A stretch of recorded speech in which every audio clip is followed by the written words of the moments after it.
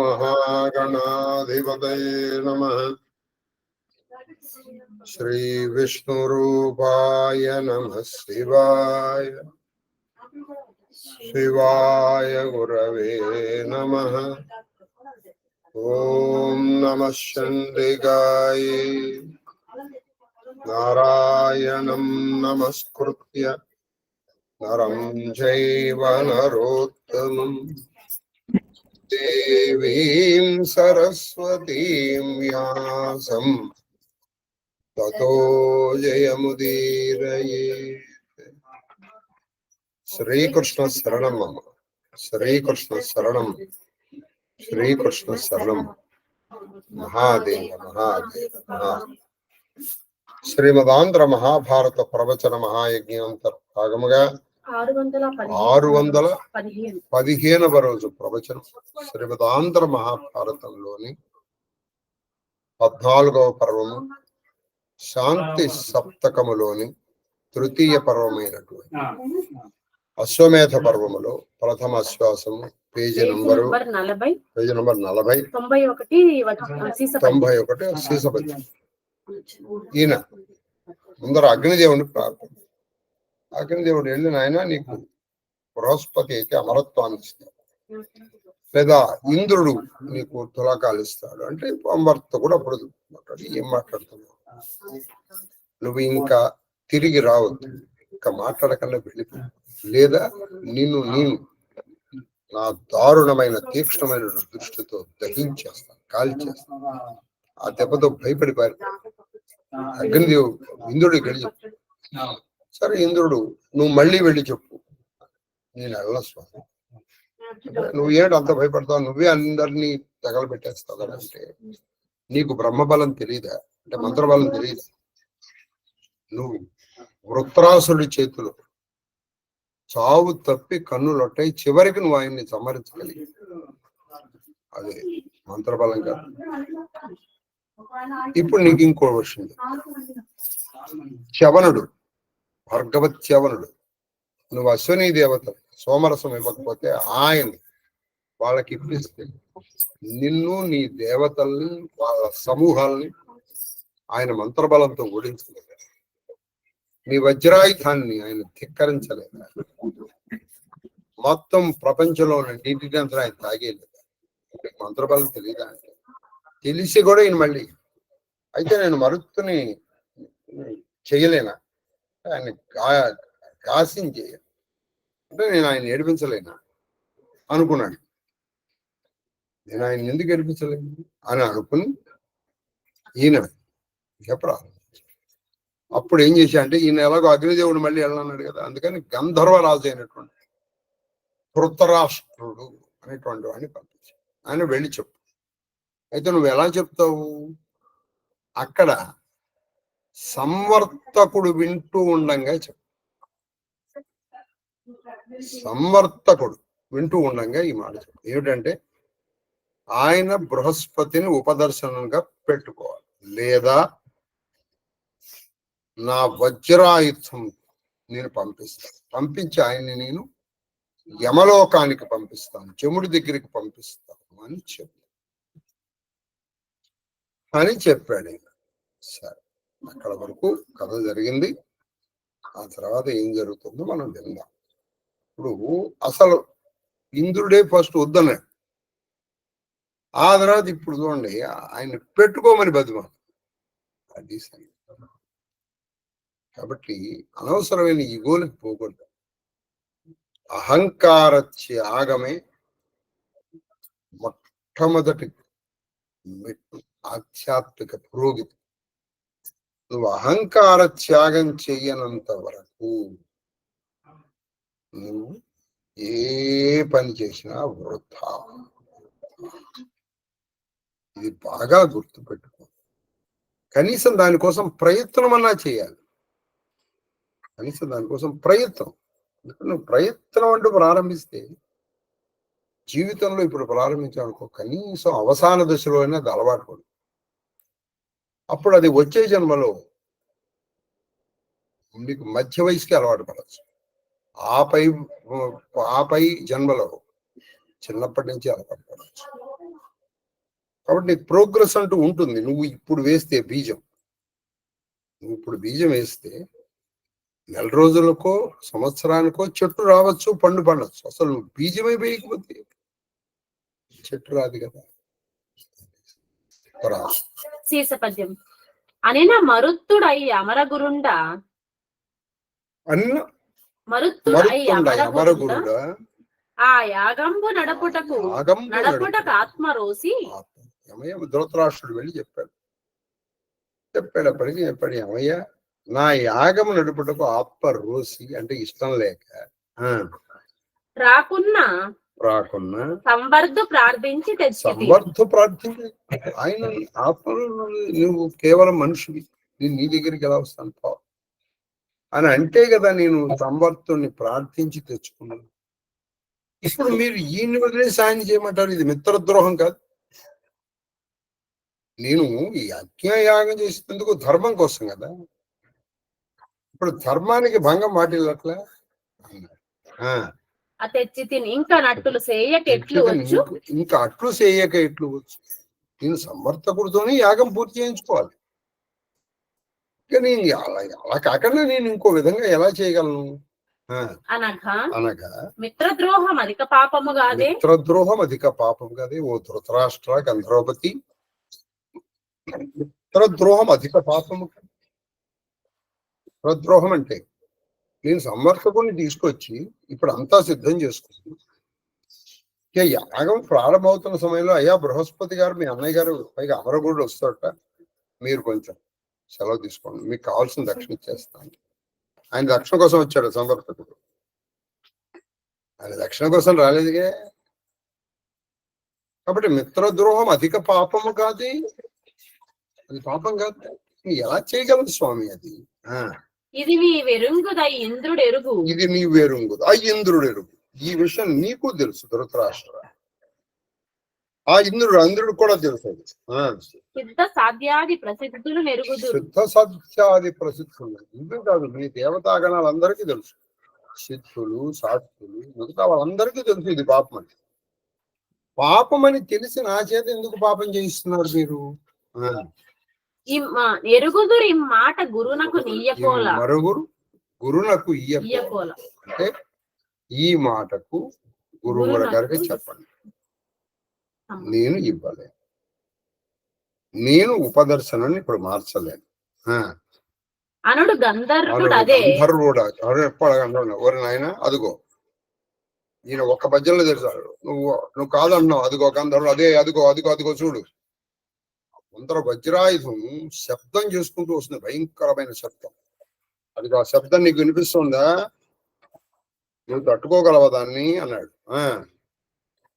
అదే వినవయ్యే వజ్ర ఘోరనాదం. అదిగో వజ్రాన్ని ప్రయోగించేశాడు ఆయన. ఆ ఘోరనాదం నీకు వినపడుతోందా? ఓ మరుత్తు గలదో అగునో, నువ్వు దాన్ని భరించగలవు? అసలు ఆ నాదానికే నువ్వు చనిపోతావు. అర్జునుడు తన శత్రువుల్ని 3 రకాలుగా చంపేసేవాడు. ఒకడు ధనుష్టంకారానికి ఆ శబ్దానికి పడిపోయేవాడు చాలా మంది. ఆ తర్వాత ఈయన కొట్టేవాడు. అందుకని ధనుష్టంకారం చేయడం ఆ శబ్దానికి. అప్పుడు ఆ వజ్రం వచ్చేటప్పుడు చాలా శబ్దం చేసుకుంటూ వస్తుంది, మిక్కిలి శబ్దం, చాలా భయంకరమైన శబ్దం చేసుకుంటూ వస్తుంది. ఆ శబ్దం నువ్వు భరించగలవా? లేదు, నీ ఇష్టమైన నేను చెప్పగలిగింది చెప్పాను, అదిగో వచ్చేసింది. నువ్వు ఇక్కడ అన్నమాట అక్కడ తెలిసిపోయింది ఆయనకి. అగో ప్రయోగించేశాడు, నేను వెళ్ళి చెప్పక్కర్లేదు. నీవెరుంగు మేధినీశ అనుటయు నృపుడు ఆలించి విని భయమున అది ఆయన విన్నాడు. అలా భయపడుతుంది. నాదం చాలా ఘోరంగా ఉంది. నాదం చాలా ఘోరంగా ఉండి సంవర్తుని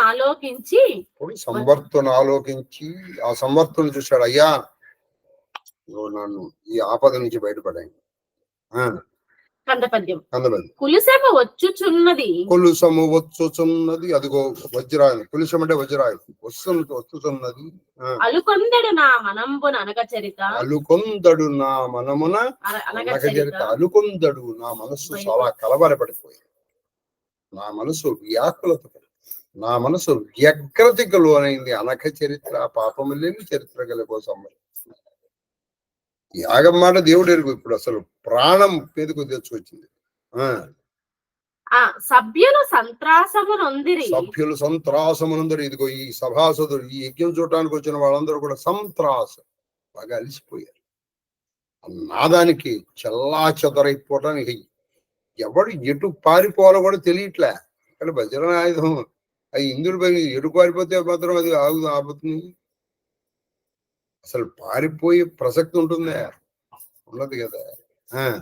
తలకొని రక్షింపవలయు, తలకొని రక్షింపవలయు, తలకొని నువ్వు ప్రయత్నపూర్వక మమ్మల్ని అందరినీ రక్షించాలి స్వామి. సంవర్తక నీవే దిక్కు, నీవే తప్పై తప్పరం వెరుగ మన్నింపందగుంది. నువ్వు తెప్పించాలి, నువ్వు తప్ప ఇక దిక్కు లేదయ్యా మాట. వచనం అని విని మహాయోగీశ్వరుడు, మహాయోగీశ్వరుడు, ఆ మహాయోగీశ్వరుడు సంవర్తకుడు చూశాడు దాన్ని. ఈయన తిక్కన గారు ఈ దాన్ని పద్యంలో తేల్చి అవతల పారేశాడు. ఆయన ఊరికే అలా చూశాడు కదా, ఆగిపోయింది. ఈయన చూశాడు, ఆయన చూశాడు, 1000 యుద్ధాలు ఎన్ని చేయాల వెళ్ళిపోయింది. చెప్పు నీకేం వరం కావాలి, నీకేం వరం కావాలని అంటే ఏంటి, అది పంపించేశాడు. ఇంద్రుని దేశ భయం వించుక ఏని వలదు. నువ్వు ఇంద్రుడి వల్ల నువ్వు ఈషన్ మాత్రం కూడా భయపడాల్సిన అవసరం లేదు. తర్వాత వలదు అతడు నన్ను ఎరుగడే అదిప, వలదు నువ్వు అసలు అతని వల్ల నువ్వు ఏ భయము పడాల్సిన అవసరం, అసలు భయపడదు. ఎరుగడే అతడు నన్నదిప, ఆయనకి నేనేమిటో, నా తప ప్రభావం ఏమిటో తెలియదా? నేనేమిటో, నా తప ప్రభావం ఏమిటో తెలియదా? అదిపా వినుము, వినుము. సంస్తంభ విద్యా ప్రశస్త వైభవమున, సంస్తంభ విద్యా ప్రశస్త వైభవమున వజ్రంబు నడుతున వాసవాది దైవతంబుల ఆయుధంబులు నా చేత ప్రతిహతం పొందాయి. స్తంభన విద్య, స్తంభన విద్య అంటే ఏంటి? అనేక స్తంభనాలు ఉన్నాయి. అగ్నిస్తంభన, జలస్తంభన, వాయుస్తంభన. ఏం లేదు, బగళాముఖండి, బగళా. ఈ బగళా విద్య మనం చిరంజీవి రవిచంద్ర ఇంట్లో చేసాం, బగళతో కూడినటువంటి. కాబట్టి ఆ బగళ నాకు ఆ స్తంభన విద్య తెలుసు. నేను వజ్రాయుధాన్ని అక్కడే ఆపేస్తాను. వజ్రాయుధమే కాదు, దేవతా సమూహాలని వాళ్ళని ఎక్కడి వాళ్ళక్కడే, ఎక్కడి వారక్కడే కదలక మెదలక నిలువండి తటాలున అంతే. వాడు అక్కడ స్తంభించిపోతాడు. వాచం ముఖం పదం స్తంభయ, వాళ్ళ మాట, వాళ్ళ వాక్కు, వాళ్ళ ముఖం, పదములు అన్ని ఆగిపోతాయి. వాడు కదలలేడు.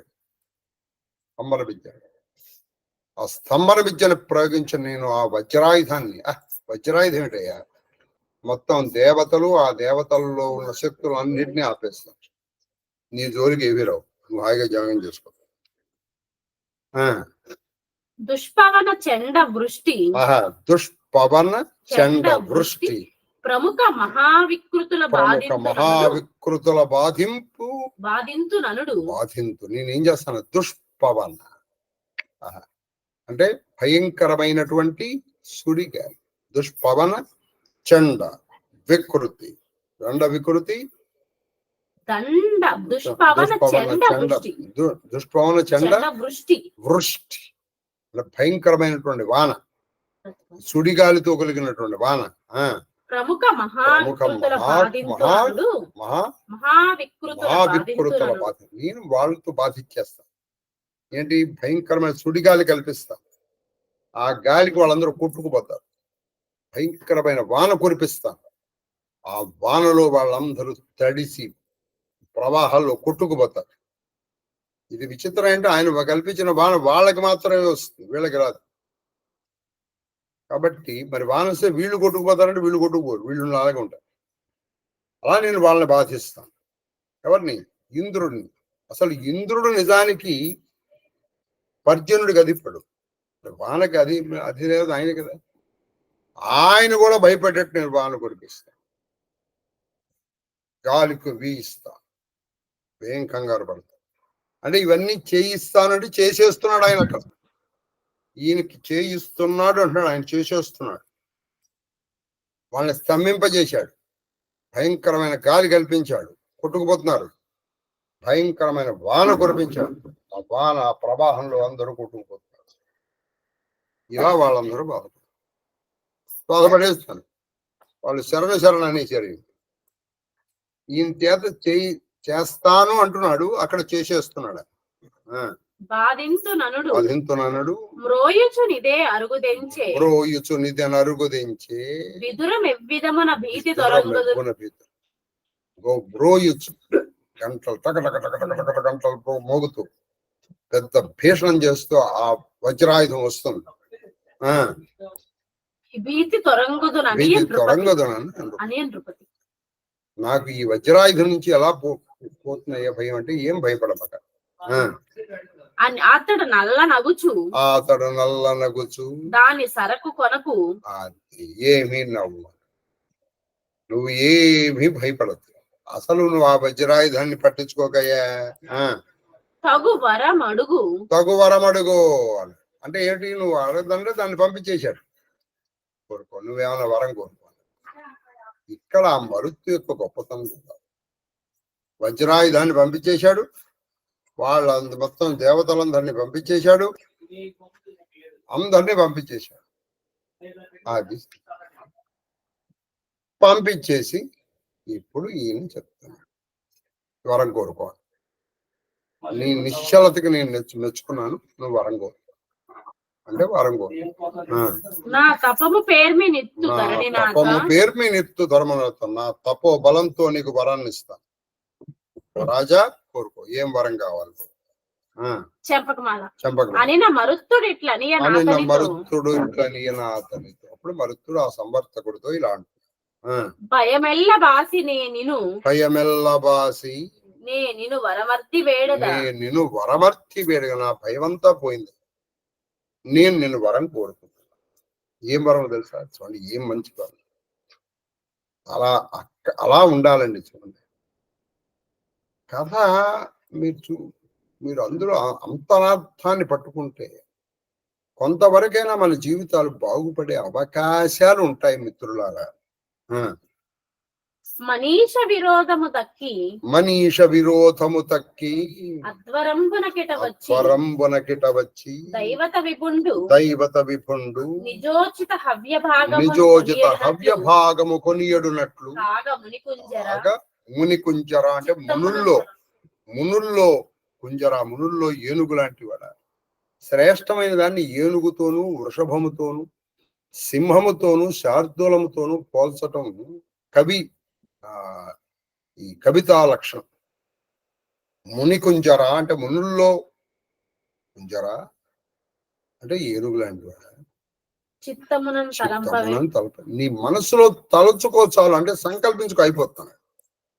ఏమిటి నాకు అంటే మనీష విరోధము తక్కి, మానవుణ్ణయ్యాను, నా మీద విరోధం పోయి ఆ దైవత విభుడు, దేవతలకి రాజైనటువంటి ఆ దేవరాజు అయినటువంటి ఇంద్రుడు అధ్వరమునకిటు వచ్చి నా యాగాన్ని దగ్గరికి వచ్చి నా హవ్యభాగము, నేనిచ్చే హవిర్భాగము తీసుకునేటట్టుగా చేయి. అలా తీసుకునేటట్టుగా నీ మనసులో సంకల్పించుకో, అయిపోతున్నాను. నా మీద వజ్రాయుధం ప్రయోగించిన ఇంద్రుణ్ణి 30 తిప్పలు పెట్టాలి సుమా అని అనలా ఆయన. ఎందుకని? ఆయనకి దేవత అసలు యజ్ఞము చేసేది దేవతల మన్నల కోసం, మళ్ళీ ఆ దైవతలతో విరోధం ఎందుకు? ఇది ఆయన కావాలని తెచ్చుకోలేదు, వాళ్ళు తెచ్చుకున్నారు. దానికి కూడా ఆయన ఏమీ బాధపడలేదు. సంవర్తకుని చేసుకుంటున్నారు. ఆయన ధర్మం మీద నిలబడ్డాడు. చూసారా, అందుకని ఆయన మెచ్చుకున్నాడు. కాబట్టి నాకు ఆయనతో విరోధం ఎందుకు? అలా ఉండాలని క్షమించే గుణం ఉండాలి. అప్పుడు సంవర్తకుడు కూడా మెచ్చుకున్నాడు అనమాట. చాలా బాగుంది. నువ్వు మనసులో తలుచుకో, ఎందుకంటే ఇది కంటిన్యూ కాకూడదు. ఇప్పుడు నేను కాదని అనుకో, ఆయన ఇంకోటి చేయడం, నువ్వు ఇంకోటి చేయడం ఎందుకు? ఇది ఎక్కడో అక్కడ ఒక ఇద్దరి మధ్య ఒక కాంట్రవర్సీ, దాన్ని ఫుల్ స్టాప్ పెట్టే మార్గం మనం చూడాలని, దాన్ని కంటిన్యూ చేయకూడదు. అవసరమైతే మనం తగ్గాలి, ఇది గుర్తుపెట్టుకోండి. తప్పేం లేదు. మన కీర్తి కిరీటాలు ఏం కింద పడి, ఒకళ్ళు మీతో మాట్లాడరండి, మీరే వెళ్ళి ఏమండి బాగున్నారా అని ఒకసారి అనండి, అయిపోతుంది. వాళ్ళు మొహం ఇలా పెట్టుకుంటే నువ్వు మొహం ఇలా పెట్టుకుంటే ఎన్నాళ్ళు ఇది అవుతుంది. ఇది చాలా సార్లు చెప్తున్నాను, కానీ చాలా మందికి ఇది అర్థం కావట్లేదు. ఈ ఒక్క విషయం అర్థం కావట్లేదు. ఇది అర్థం కాకుండా ఇంకే విషయం అర్థమైనా అర్థం కానంటే. కాబట్టి అహంకార త్యాగము. తర్వాత కందపద్యం. తమ భాగంబులు తక్కిన అమరులను ప్రీతి కొనగ యాగంబు ప్రయోగము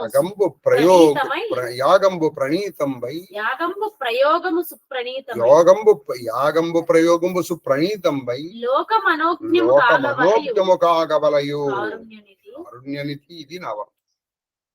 ఒక్క దేవేంద్రుడే కాకుండా మిగతా దేవతలందరూ కూడా వచ్చి వాళ్ళ ఆవిర్భాగములు తీసుకొని నా యాగము సువ్రతమై సుసంపన్నమయ్యేటట్లు వరము. అంటే తప్పిది యాగం వల్ల నాకేదో ఫలితం రావటం కాదు, మళ్ళీ మనుషులకి దేవతలకి ఏదో విరోధం రావడం. ఆ యాగం సుపన్నమై అందరూ వచ్చి ఆవిర్భాగం తీసుకుని నన్ను దీవించి, నన్ను నా యాగం అంటే నా ప్రజలను, ఆయన మొత్తం ప్రపంచానికి చక్రవర్తి కదా. కాబట్టి అందరూ ఆయనతో సఖ్యం. లేదనుకోండి, ఈ విరోధం ఇలా కంటిన్యూ అయిపోతుంది, ఇలా కొనసాగిపోతుంది. ఇక దానికి ముగింపు అంటూ ఉండదు. ఎప్పుడూ కూడా నువ్వు ఎదుటివాడికి ఒక అపకారం చేసేవాడికి ఇంకోటి, నువ్వు ఇంకోటి, ఎక్కడ దీనికి ఫుల్ స్టాప్? అసలు ఫుల్ స్టాప్ అంటూ ఉండదు. ఫుల్ స్టాప్ ఎక్కడ ఉండాలంటే, నమస్కారం, నా వల్ల తప్పు జరిగితే అయిపోయింది. వాడు ఈగో సాటిస్ఫైడ్. చాలా వరకు ఈగోస్ దాని ప్రాబ్లం. చూడండి, మరుత్తుకి ఇంత వరకు లేదు. అందుకే అగ్నిదేవుడు వచ్చినప్పుడు కూడా వాసవుడు బాగున్నాడా అని చక్కగా అడిగాడు. ఇప్పుడు అదే అంట. కాబట్టి నాకు విరోధం లేదు, వాళ్ళకు కూడా నా మీద విరోధం లేకుండా చేసేయండి. అంతే కదా. వాళ్ళు వచ్చి ఆవిర్భాగం తీసుకున్న విరోధం లేనట్టే కదా. అనుటయు మదాహ్వానంబున నింద్రుడు సోమపానమునకెనుచున్ చనుదెంతు రతనితో తక్కిన అమరులు తొడగు యజ్ఞకృతికి నరేంద్ర అన్నాడు సంవర్తకు. ఆయన నా ఆహ్వానం మేరకి ఇంద్రుడు ఆవిర్భాగం తీసుకోవడానికి తప్పకుండా వస్తారు. ఇంద్రుడితో పాటు మిగతా అమరులు, మిగతా దైవగణాలందరూ కూడా వస్తారు, మిగతా దేవతాగణాలందరూ కూడా వస్తారు. నువ్వేమి కంగారు పడద్దు, నువ్వేమి ఆందోళన పడవు. నువ్వు ఆందోళన పడాల్సిన అవసరం ఏమీ లేదు, ఇంచుకైనా లేదు. తరువాతి ఘట్టం మరుత్తుని యజ్ఞంబున ఇంద్రుడు వచ్చాడు. నిజంగానే ఇంద్రుడు వచ్చాడు. అది ఎలా వచ్చారో చూద్దాం. అని పలికి దవ్వులన వజ్రంబు వారించి ఆ వజ్రం ఈయన దగ్గరికి రాకుండానే కొంచెం దూరంగా దాన్ని నిలిపేసి వీడుకోలు గంధర్వు నాయన మా సంవర్తకుడు చెప్పాడు, నాన్న మరుత్తు ఈ ధృతరాష్ట్రుణ్ణి అంటే గంధర్వపతును ఈయన్ని పంపించు అని. ఈయన వెళ్ళి అయ్యా గంధర్వరాజా మీరు వెళ్ళిపోండి అని ఆయన వీడుకోలు పంపించి ఆయనకి వీడుకోలు చేయించి ఆ యోగేంద్రుడు ఆ యోగేంద్రుడు ఆ యోగేంద్రుడు దేవేంద్రుడిని దేవతలను పిలిచి అప్పుడు ఈ దేవేంద్రుడు మిగతా దేవతల్ని ఆహ్వానించాడు. దేవేంద్ర ఆవాహయ తదితర దేవతాగణుల ఆవాహయ అంటే ఆవాహన చేసి వాళ్ళు పరుగున వచ్చారు. అందరూ వచ్చారు. అయిపోయింది, విరోధం పోయింది, ఫినిష్. మహాత్ముని మహనీయ మంత్రశక్తి మహాత్ముని మహనీయ మంత్రశక్తి ఆహూతులైన పురుహూత ప్రభృతి బృందారకులు ప్రియంబున నరుగుదేరు ఆ మహాత్ముని యొక్క మహనీయమైనటువంటి గొప్పదైనటువంటి మంత్ర ప్రభావం వల్ల ఆహూతులైపోయారు. వాళ్ళు వచ్చేసారు, ఆహ్వానితులైపోయారు. ఎవరు? ఆ పురుహూతులు, మిగతా ప్రభృతి, మిగతా వాళ్ళందరూ కూడా బృందారకులు దేవతలు. వాళ్ళు ఎలా వచ్చారు? చాలా ప్రేమతో వచ్చారు. వాళ్ళకు కూడా తెలిసిపోయింది వాళ్ళ శక్తి ఏమిటో. వాళ్ళ వజ్రాయుధం దగ్గర రాలేకపోయింది, వాళ్ళకి తెలిసిపోయింది. వాళ్ళు అదే కోరుకుంటున్నారు, విరోధం ఆగిపోవాలి. వాళ్ళు కూడా ప్రేమతో వచ్చారు. వచ్చేసి అరుగుదేర ఆ మునిపతి. అప్పుడు ఆ మునిపతి అనుజ్ఞన్ జనపతి వారలను ఎదుర్కొని ఆ మునిపతి అనుపతి ఆజ్ఞతో ఈ జనపతి రాజు వాళ్ళందరికీ ఎదురు వెళ్ళి వాళ్ళని ఆహ్వానం చేసుకుని వచ్చారు కదా. నీ విజయం అలా పాపం. యా మహాదేవ ఇంద్ర త్రిలోకాధిపతి మహేంద్రుడివి, దేవేంద్రుడివి, పురుహూతుడివి, పురంధరుడివి, ఎంతటి వాడు నా యజ్ఞానికి వచ్చాడు. నా యజ్ఞం సఫలమైపోయింది స్వామి, రండి రండి. అలాగే మిగతా అందరు దేవతల్ని కూడా, తదితర అందరు దేవతల్ని, అగ్ని గాని, యము గాని, నిరుతి గాని, మిగతా తదితర దేవతా గణములు గాని, ఎవరు? సుర కిన్నెర కింపురుష యక్ష గరుడ గంధర్వ సిద్ధ సాధ్య చారణ తదితర ప్రముఖ దేవతల ముఖ్యులందరినీ ఈయన పేరున పిలుచుకుంటూ వచ్చాడు. ఎవరు? ఈ జనపతి, ఈ మరుత్ మహారాజు.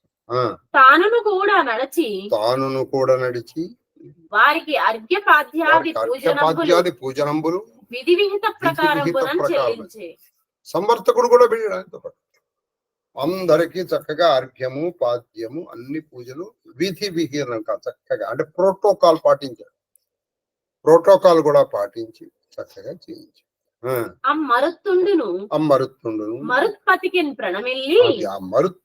మరుత్పతికి ప్రణమిల్లి నమస్కారం చేసి ఇలా అంటున్నాడు ఇంద్రుడితో. మరుత్పతి అంటే ఇంద్రుడు, మరుత్తు అంటే ఇరాజు. ఇలా అంటున్నాడు, దేవా నీవు విజయం చేసి అంటే నువ్వు వచ్చి జన్మంబు సఫలంబు చేసి నా యజ్ఞము, నా జన్నము, నా యజ్ఞాన్ని సఫలం చేశావు. నీ యజ్ఞం సఫలం ఎప్పుడైందంటే ఇంద్రుడు లాంటి వాడు వచ్చేసాడు. ఇంకా నా యజ్ఞానికి సఫలం అయిపోయింది. కృతార్థుండనైతే నేను ధన్యుణ్ణి అయిపోయాను మహాత్మా. కృపాధామ అంటే కృపయే నీ నిలయం, దయకు నిలయమైనటువంటి దేవా.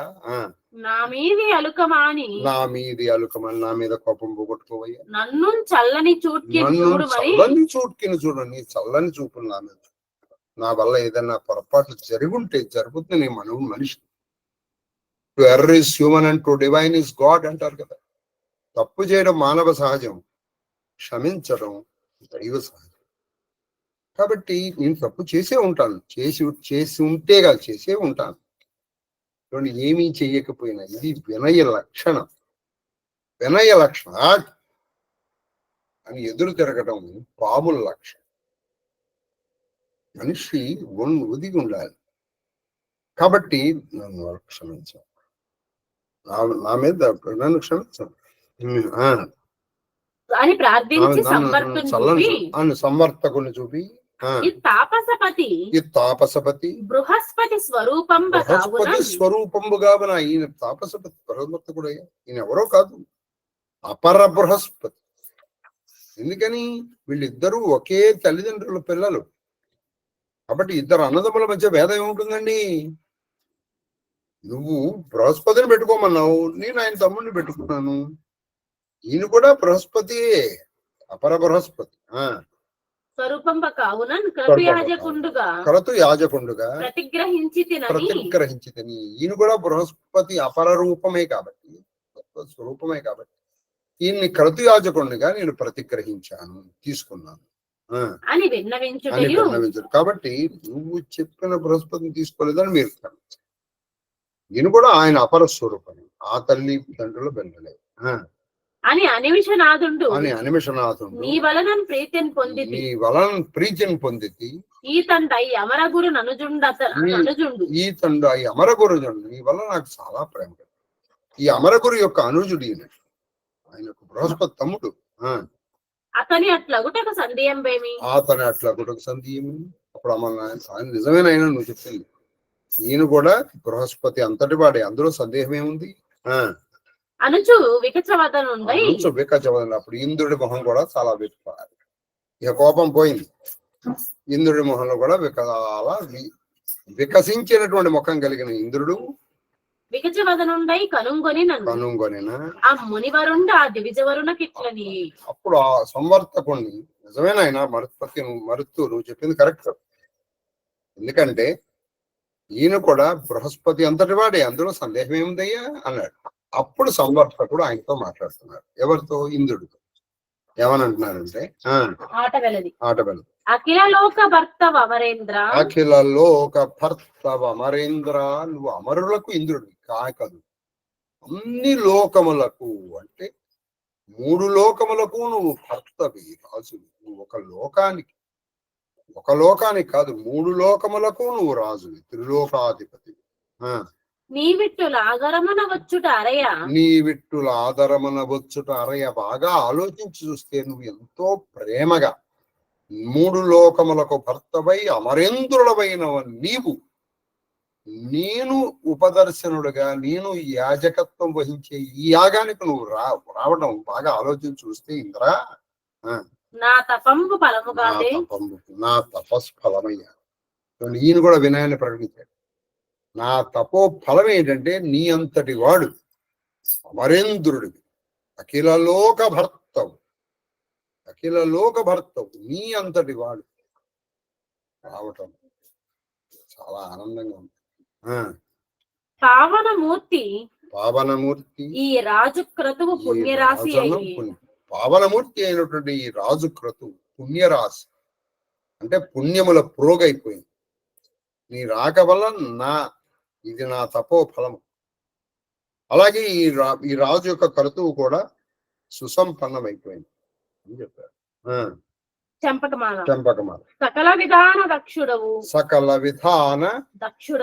సకల విధానం అన్ని విధానములు దక్షత కలిగినటువంటి వాడివి. అందుకని ఇంద్రుడు అంటే రాజు అంటే దక్షత కలిగిన వాడే రాజు అవుతాడు కదా. దక్షుడవు. సర్వము నారసి చేయ పంపు నీ సకృప విలోకనం. సర్వము నారసి అంటే అన్ని బాగా ఆలోచించి ఏం చేయాలి, ఏం చేయకూడదు, ఏది ఎప్పుడు ఎలా ఎంత ఎప్పుడు ఏ పోతాదులో చేయాలి అనేటువంటి అన్ని విషయాలు ఉంది చూసావా. విలోకనములు. సత్కృపం అంటే మంచి దయ కూడినటువంటి నీ చూపులు సార్థములు అంటే అర్థవంతములై. నువ్వు మంచివాడు, దక్షత కలిగిన వాడు, మంచి దయాళుడు.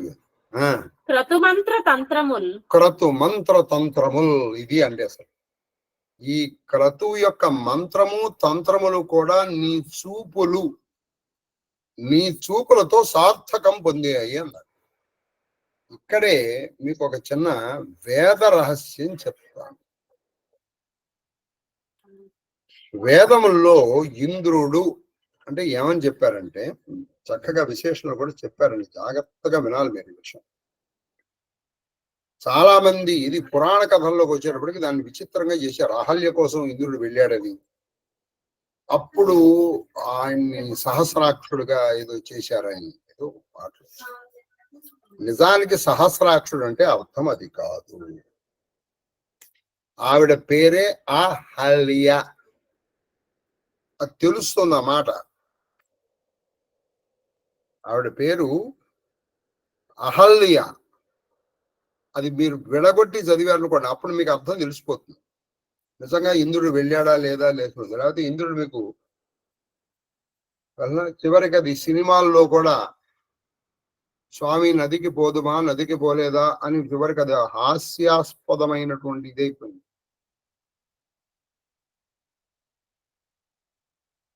అది ఒక దేవ రహస్యం. ఇక్కడ మంత్ర రహస్యం ఇక్కడికి వచ్చి చెప్తాను. అందులో ఏం చెప్పారంటే, ఇంద్ర, అక్కడ మంత్రం ఏం చెప్పారంటే, సమేంద్రో మేధయ శృణోతు. తైత్రీయంలో ఏం చెప్పారంటే సమేధ ఇంద్రో శృణోతు అంటే అర్థం ఏంటి? ఇంద్రుని వల్లే నీ మేధస్సు పనిచేస్తుంది.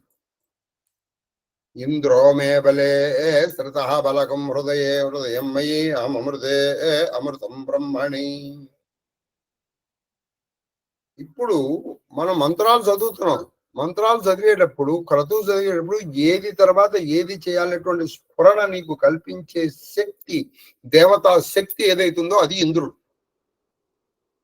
నీకు ఎన్ని స్ఫురణలు కావాలి? ఒక క్రతువు చేయించడానికి ఎన్ని స్ఫురణలు కావాలి? అనేక స్ఫురణలు కావాలి, ఒకటి కాదు.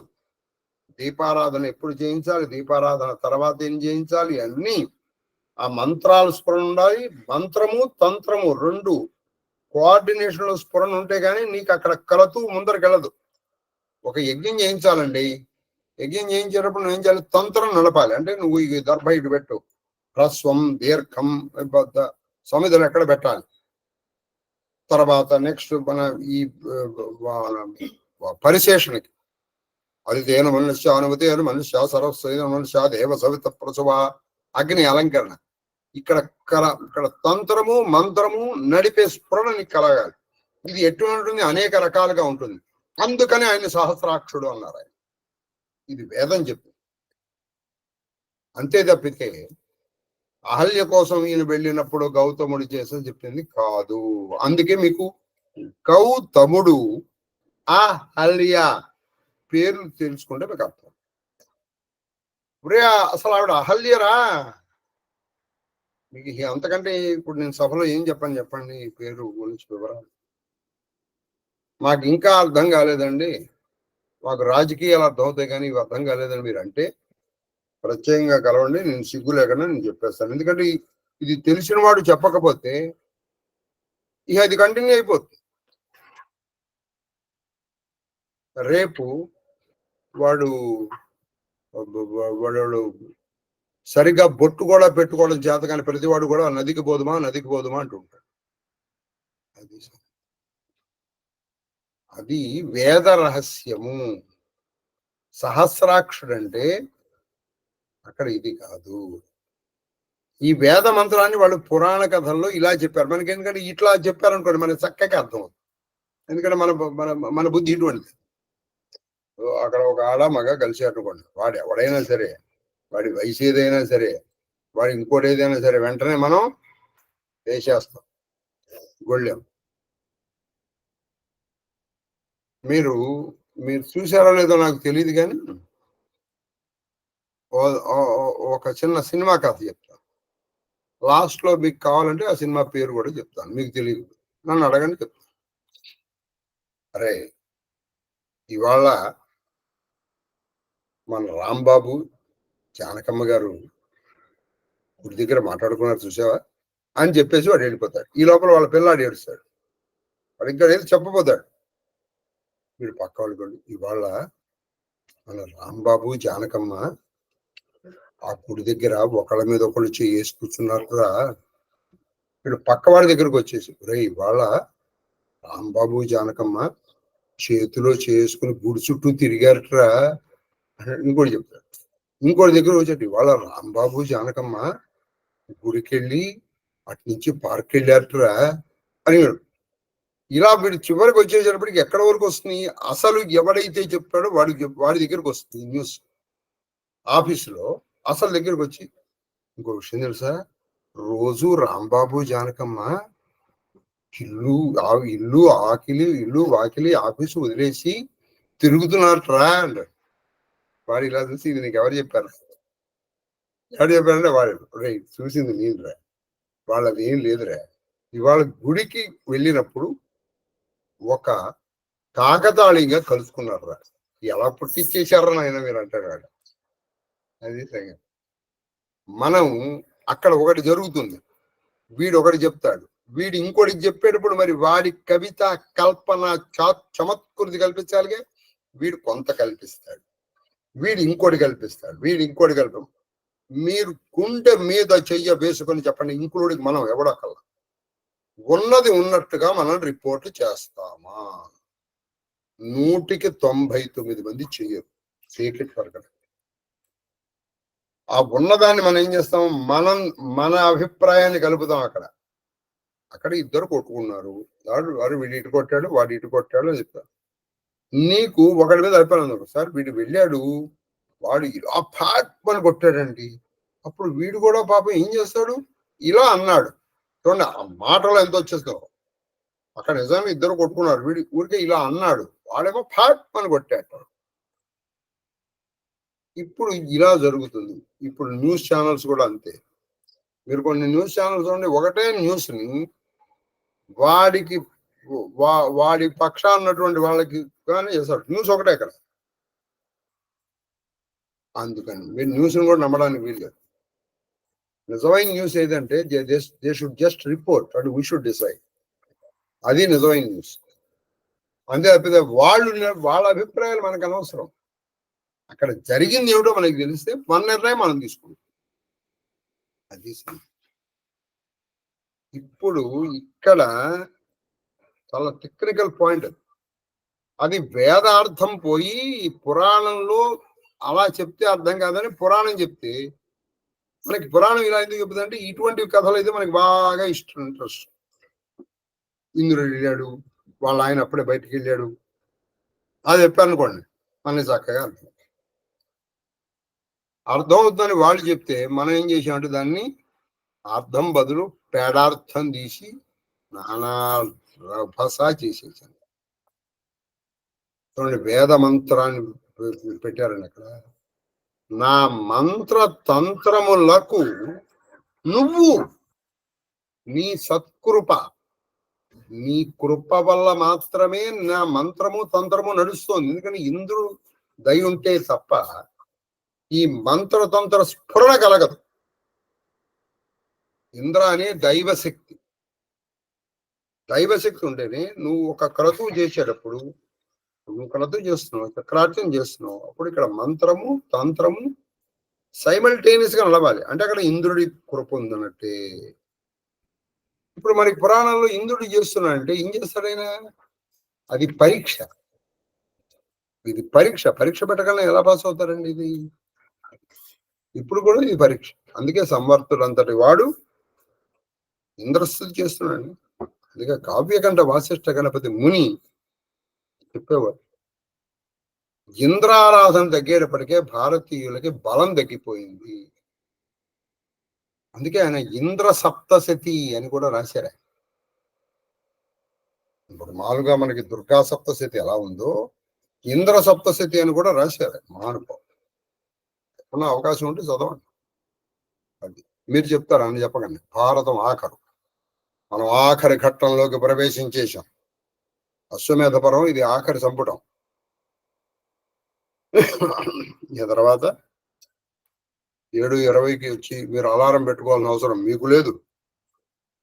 ఎవరు వచ్చారా ఆయన అని చెప్పాల్సిన అవసరం నాకు. 7:20కి పనులు మానుకొని రావాల్సిన అవసరం వీళ్ళు. ఇన్నాళ్ళు వీళ్ళు చేసినటువంటి సహాయం, సహకారం చెప్పండి. సార్థములై క్రతు మంత్ర అది సార్థములై అంటే సార్థకత పొంది, నా ఈ క్రతువులో మంత్రము తంత్రము కూడా వికలత లేక చెల్లు. వికలత లేక చెల్లు. అంటే ఏ విధమైనటువంటి కలత లేకుండా అయిపోతుంది, ఎందుకంటే ఇది అయింది కాబట్టి. అదే ఇంద్రుడి దయ లేదనుకోండి, ఈ మంత్రతంత్రములకు సరైనటువంటి కోఆర్డినేషన్, సింక్రొనైజేషన్ కుదరదు. అప్పుడు మంత్రతంత్రాల్లో వికలత ఏర్పడుతుంది. వికలత ఏర్పడితే జన విస్తృతుడి నృపుడు జన విస్తృతుడి నృపుడు భవద్దయన్ భవద్దయన్ సుకృతులలోన పెంపుగని చూడ కనుంతగ పుణ్యలోకములు. ఆయన చెప్పండి కరెక్ట్ గా ఈయన ఒక అప్పయ్యాడు. ఘన విస్తృతుడు, చాలా ప్రఖ్యాతి చెందినటువంటి ఈ రాజు కూడా నీ దయ వల్ల సుకృతలో, అంటే సుకృతుల్లో ఇంకా సుకృతుడివై, అంటే ఉత్తముల్లో కల్లా ఉత్తముడై పుణ్యలోకములు ఈయన పొందుతాడు నీ దయ వల్ల అన్నాడు. ఆయన కూడా అదేగా చెప్పింది, ఈ ఇంద్రుడి దయ ఉంటే ఆయనకి పుణ్యలోకాలు వస్తాయి, నీ దయ వల్ల పుణ్యలోకాలు వచ్చాయి. అది తర్వాత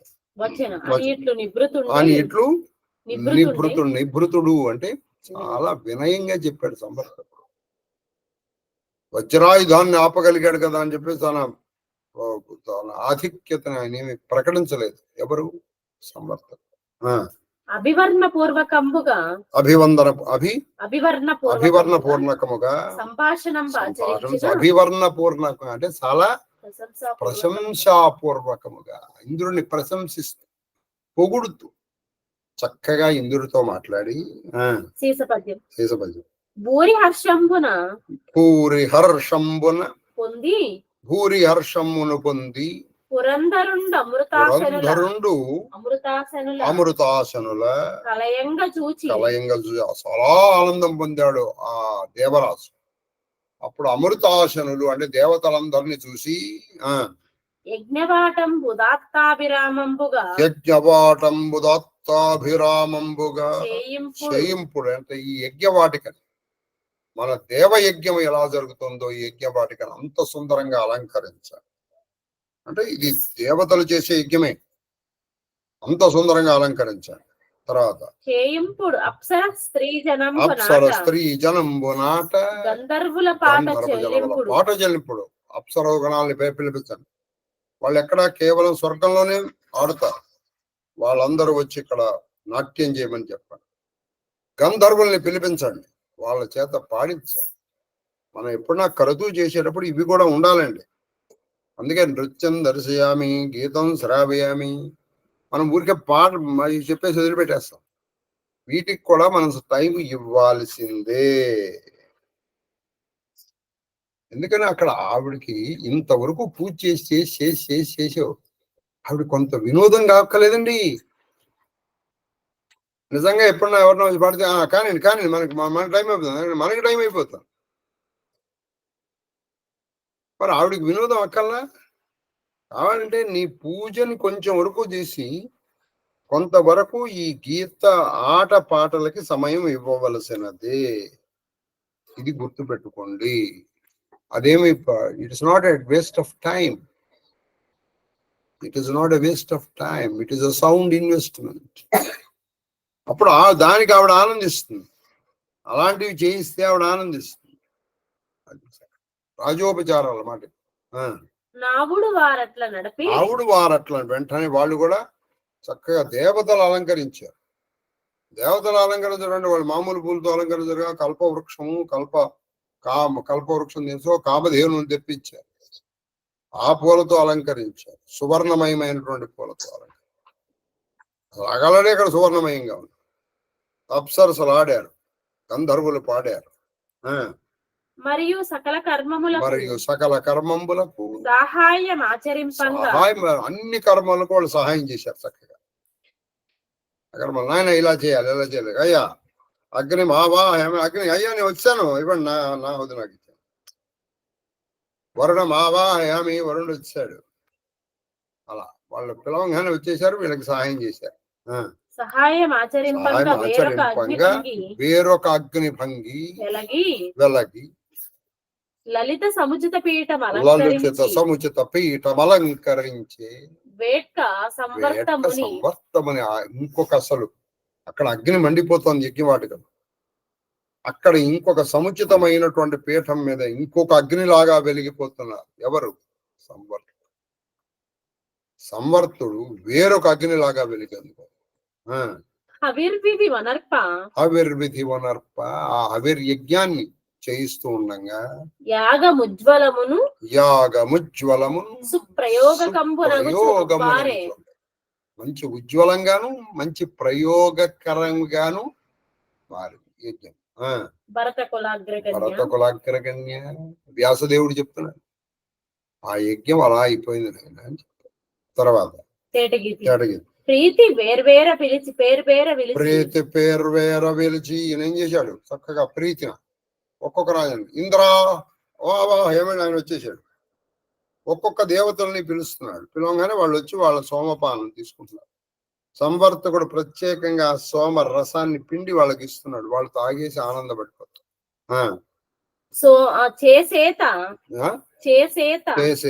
సోమమం మహాయోగమంది అంటే చేతులతో ఆ సోమలతను తీసుకొచ్చి పిండి వాళ్ళకి అందిస్తున్నాడు. ఆ యోగీశ్వరుడి చేతిలోంచి ఆ సోమరసాన్ని పొంది నెమ్మి పానమాచరించి సహస్రనేత్రాదులైన అమరుంద్ర ఆ ఇంద్రుడు గాని మిగతా దేవతలు గాని ఆ సోమపానం ఉంది ఆనంద సాగరంలో ఓలలే. అది సోమపానం. అది ముఖ్య రాజుల్లో ముఖ్యుడైన ధర్మరాజా వచనం. ఇట్లు మరుత్తుండు మరుత్పతికి పరమతృప్తి గావించాడు. ఇప్పుడు ఇంద్రుడు కూడా పరమతృప్తిగా ఉన్నాడు. చాలా తృప్తిగా ఉన్నాడు. ఆయన తృప్తి గావించి ఆమంత్రణంబు సేయ. అప్పుడు ఇంద్రుడు, నాయన నీ యజ్ఞం సుసంపన్నమైంది నాయన, మరి నేను వెళ్ళొస్తాను అని చెప్పి అందరూ అభినందించి నిజ నివాసంపులకు జనిరే. జననాథుండు అప్పుడు ఆ రాజు యజనము చెల్లు కాలము సమాప్తత పొందిన నాడు తద్ద అక్కజమగు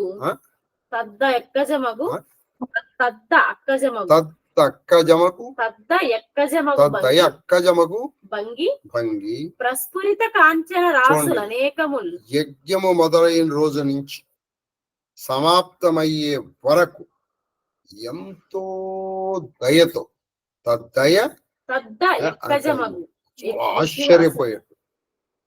ఆశ్చర్యపోయేటట్టు ప్రస్ఫురిత కాంచన రాసులనేకములు.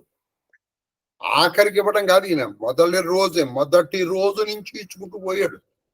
ఏమిటయ్యా కాంచన రాసులు, బంగారపు రాసులు దక్షిణలుగా కాంచన రాసులు అనేకములు బహుద్విజులకు. గొప్ప ఎంతమంది బ్రాహ్మణులకు ఇచ్చాడో తెలియదు. ఎంతో మంది బ్రాహ్మణులకు ఆయన ఇచ్చాడు. భక్తి యుక్తియును చూడండి, భక్తితో యుక్తితో వేడుకతో వినయంబుతో భజన. చూడండి వాళ్ళని భజన చేస్తూ చూడండి ఇలా ఇవ్వాలి. ఇచ్చేటప్పుడు మీరు ఇచ్చేటప్పుడు రమ్మన్నాడు పవన్ సార్, నీ ఇంట్లో పని మనిషి ఆడు, నువ్వు చాలా ఇలా ఇవ్వాలి దానం ఇస్తే. భక్తియుక్తముగా అంటే భక్తితో వేడుకతో ఉత్సాహంతో. బాబు డబ్బులు పోతున్నాడు అడగకూడదు. అందుకే నా ఆశీర్వచనము, నా ఆకాంక్ష కోరిక, భారతానంతరము నా శిష్యులు లేదా నన్ను అనుసరించేటువంటి వాడు, నా మీద గౌరవం ఉన్నటువంటి వాడు, నా మాట మీద గౌరవం ఉన్నటువంటి వాడు, కాగితాల మీద మక్కువ తక్కువైపోగాక, అహంకారము నెమ్మదిగా అణిగిపోగాక, ఆభిజాత్యములు అంతరించుగాక, అహంభావములు అణిగిపోగాక, ఆధ్యాత్మిక చింతన అభివృద్ధి చెందుగాక, సొంత లాభము కొంత మానుకుని పొరుగు వారికి సాయపడబోయి అన్నటువంటి యుక్తిని మీరు చేసి చూపించారు. నిజానికి ఇంత చేసిన నేను రూపాయి ఇవ్వలేదు, ఇవ్వాలని కూడా నాకు అనిపించట్లేదు. కానీ మీరు ఒక మాటకి చేశారు. అలాగే ఇవన్నీ మీకు కలగాలని ఆశీర్వదిస్తున్నాను, ఆకాంక్షిస్తున్నాను. అలాగే నిజమైన గురుభక్తి మీలో పెరగాలని కూడా, గురువుని అనుమానించని స్థితికి మీరు వెళ్ళాలని కూడా మిమ్మల్ని ఆశీర్వదిస్తాను. చెప్పండి. పౌరవ వంశ పయోధి చంద్రమ.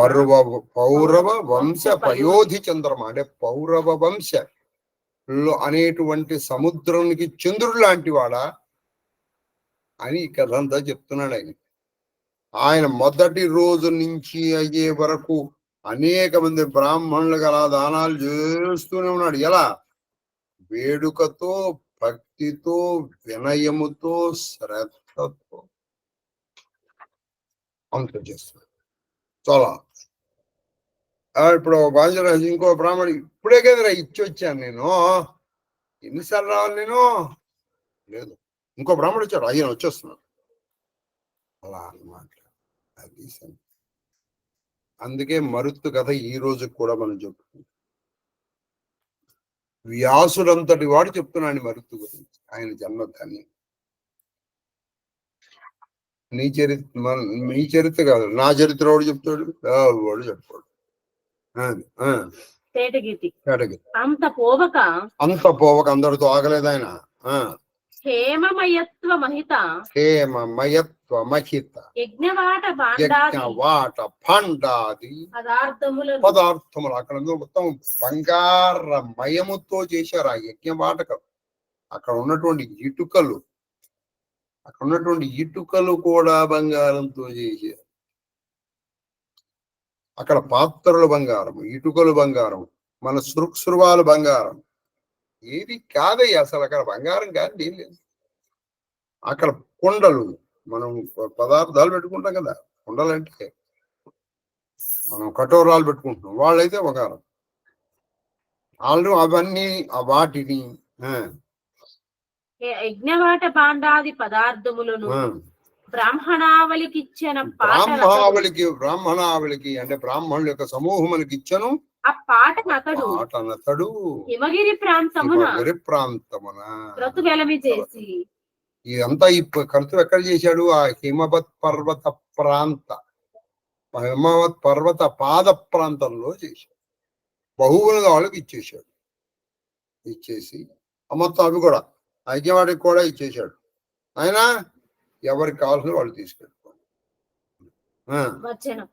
సంవర్తుని చేత అనుజ్ఞాతుండై నిజపురంబున కరుగుతుంది. అయ్యా, నా యజ్ఞాన్ని మీరు పూర్తి చేశారు సంవర్తక, నమస్కారం. మీరు అనుజ్ఞయిస్తే నేను నా ఊరికి నా పురికి అంటే నా పట్టణానికి నేను వెళ్ళిపోతానన్నా. అలాగే నాయన వెళ్ళిపోతాను. వార్ధివేష్టిత వసుంధరావలయము అంటే ఈ 4 సముద్రముల చేత చుట్టబడినటువంటి మొత్తము ప్రపంచాన్ని ఏలాడు ఆ మరుత్తు. పుణ్యపరత వెలయన్ పాలించే అంటే ఆ పుణ్యం చక్కగా ధర్మము 4 పాదాల ఉండేటట్టు పాలించాడు. చతుస్సముద్రముద్రత వేలాబలిత ధరాచక్రమనల ఏకఛత్రాధిపత్యంగా పాలించాడు. ఎలాగా? ధర్మం.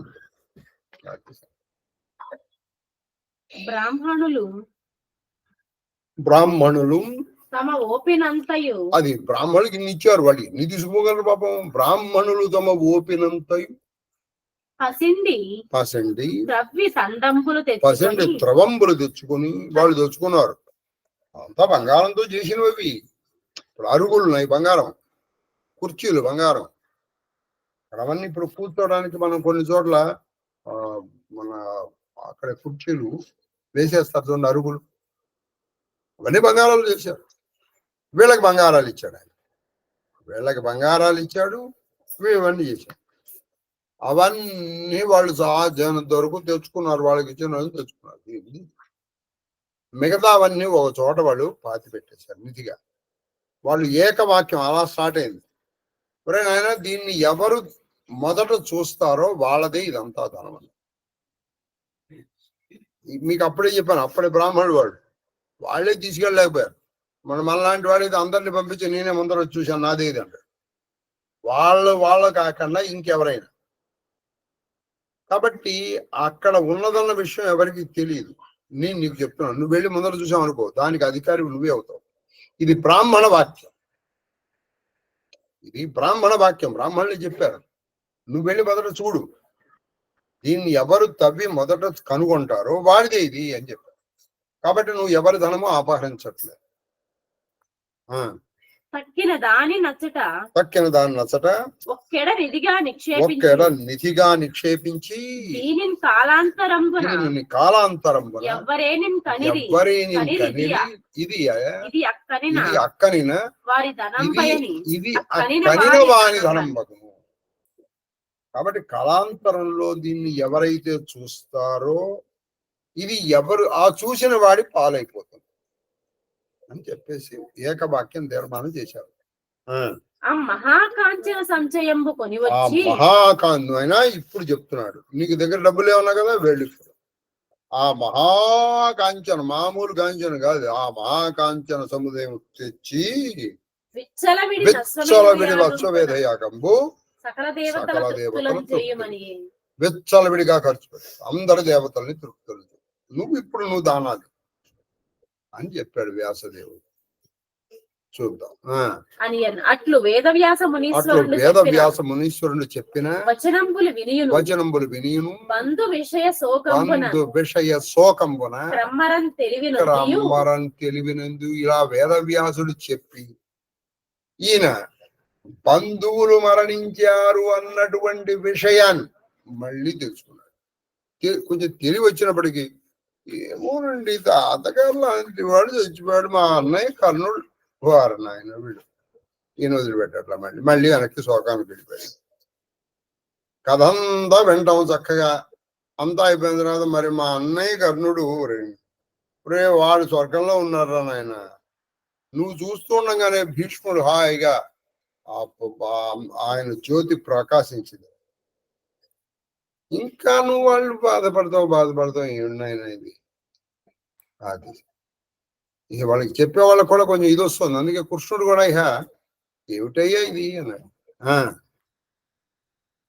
తెలివి నొందియు వందక తెలివి వచ్చింది అని మళ్ళీ జారిపోతుంది. నిజమే కానీ ఎలా ఉందంటే ధూమంబు అనబలేదు, చక్కగా అగ్ని ప్రకాశిస్తుంది కానీ దాని చుట్టూ అగ్ని ఉంది, ధూమం ఉంది, పొగ. ఆ పొగ ఉండేటప్పటికి ఏం జరుగుతుంది, ఆ పొగ అబ్బేటప్పటికి ఆ అగ్ని ప్రవర్తించదు. అంటే అజ్ఞానం అనేటువంటి పొగ కమ్మి ఆ జ్ఞానం అనేటువంటి అగ్ని బయటికి రావట్లేదు. అది ఉన్న పాండవాగ్రజును కనుగొని కమలనాభుండు అప్పుడు చూసి అలా ఉన్నటువంటి ఆయన చూసి కృష్ణుడు ప్రారంభించాడు మాట్లాడు. ఏమన్నారంటే వంకయైన తలంపెల్ల వసుమతీశ అరయ మృత్యు పదంబగు మృత్యు ఏమయ్య బాగా ఆలోచించు. వంకర టింకర దారి ఎప్పుడు కూడా అది మృత్యువుకే దారి తీస్తుంది. వాళ్ళు దుర్యోధనాదులు వంకర టింకర వాళ్ళు. వాళ్ళకి ఎంతమంది బుద్ధి చెప్పారు, విదురుడు చెప్పాడు, సరే ఒక విధంగా ధృతరాష్ట్రుడు కూడా చెప్పాడు, భీష్ముడు చెప్పాడు, ద్రోణుడు చెప్పాడు, నేను స్వయంగా వెళ్ళి చెప్పాను, ఆ ద్రుపదుడు రాజు పురోహితుడు చెప్పాడు, ఆ తర్వాత సంజయుడు నువ్వు వాళ్ళు సంజయుడు ఇక్కడికి వచ్చి చెప్పాడు, ఆ సంజయుడు కూడా వెళ్ళి చెప్పాడు. ఇంతవరకు ఎందుకంటే మునులు చెప్పారు ఆయనకి, మైత్రేయి మహర్షి లాంటి వాడు వెళ్ళి చెప్పాడు. మైత్రేయి మహర్షి, సనత్సుజాతుడు అంతటి వాడు వెళ్ళి చెప్పాడు. వేదవ్యాసుడు చెప్పాడు. చెప్పి ఎవ్వరు చెప్పలేదు వాళ్ళకి. ఇంతమంది చెప్పిన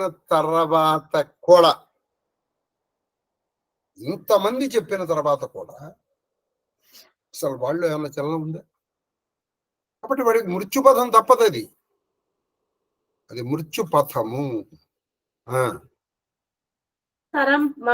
ఆర్జవాన్వితంబు మృత్యుపథంబు. అయితే మరి ఆర్జవాన్వితంబు అంటే ఆర్జవం అంటే రుజు మార్గం. రైట్, ఇందాక నేను చెప్పాను, భక్తిలో ఎప్పుడు రుజు మార్గం ఉండాలి. అంటే ఇక్కడ ఉన్నదే ఇక్కడికి రావాలి, ఇక్కడ ఒకటి రాకూడదు, ఉండకూడదు.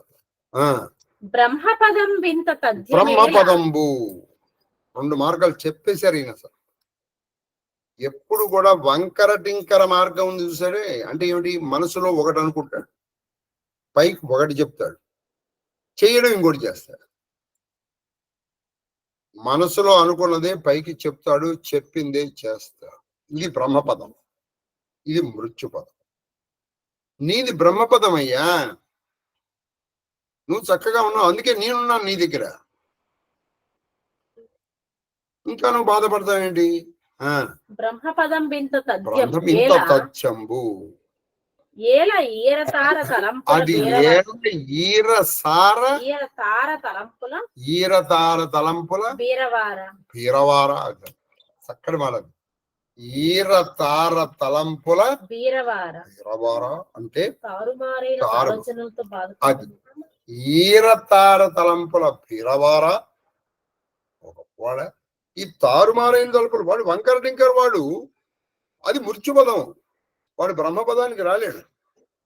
నీది బ్రహ్మపదం, నువ్వు మృత్యుపదానికి వెళ్ళలేవు. అందుకే మీరు బతికారు, వాడు చచ్చిపోయాడు. కాబట్టి నువ్వు చనిపోయిన వాడి గురించి ఇప్పుడు నువ్వు ఎందుకు ఆలోచించేవాడు? ఇప్పుడు మృత్యుపథంలో ఉన్నవాడు ఎక్కడికి వెళ్తాడు? నువ్వు ఉదాహరణకి ఈ ట్రైన్ ఎక్కామండి, ఈ ట్రైన్ విశాఖపట్నం వెళ్తుంది, ఇంకో ట్రైన్ ఎక్కువ, ఇది బాంబేకి వెళ్తుంది. బాంబేకి వెళ్ళాల్సిన ట్రైన్ ఎక్కి నేను విశాఖపట్నం వెళ్ళలేకపోయాను అంటే ఎలా వెళ్తావు? నువ్వు ఎక్కిన ట్రైన్ బాంబే ట్రైన్, అది ఇటే వెళ్తుంది. అలాగే వాడు మృత్యుపథంలో ఉన్నవాడు బ్రహ్మపదానికి ఎలా వస్తాడు? సరే, నువ్వు సహజంగా నీకు కలిగిన బుద్ధి కావచ్చు, లేదా కృష్ణుడు అంటే నేను కానీ మిగతా వాళ్ళతో నా సహాయం వల్ల వచ్చిన బుద్ధి కావచ్చు, నీది బ్రహ్మపదం. నువ్వు దానికి తారుబారు ఆలోచన పెట్టుకుని నువ్వు బాధపడి మమ్మల్ని అందరినీ బాధ పెడతావేంటి? తర్వాత కర్మానుష్ఠానంబును అది కర్మానుష్ఠానంబును నిర్మలముగా నడపబడదు వినుము ఓ ధర్మతనూభవ. ఓ వినవయ్య, ఓ ధర్మతనూభవ అంటే ధర్మరాజు, యమధర్మరాజు తనువు నుంచి పుట్టినటువంటి వాడా అంటలో ఆయన ఎటువంటి వాడా? ఆయన సమవర్తి. ఆయనకి మంచి చెడు విలీదు. ఆయన ఎప్పుడు అందరి పట్ల సమంగా ఉంటాడు. అది అటువంటి శరీరం నుంచి వచ్చినటువంటి నువ్వు ఓ ధర్మతనూభవ వినవయ్య. వగయును నిర్మూలము చేయవిది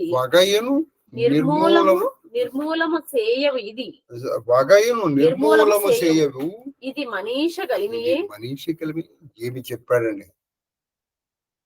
వినవయ్య, వగయును నిర్మూలము చేయవు. ఇప్పటికి కూడా నీలో ఉన్నటువంటి బెంగ, నీలో ఉన్నటువంటి ఆ వగ, వ్యగ్రతను నిర్మూలము చేయవు. ఇది మనుషులు చేసే పనేనా అంటూ ఆ పైది చెప్పాల అర్థం ఇప్పుడు చెప్తున్నాను.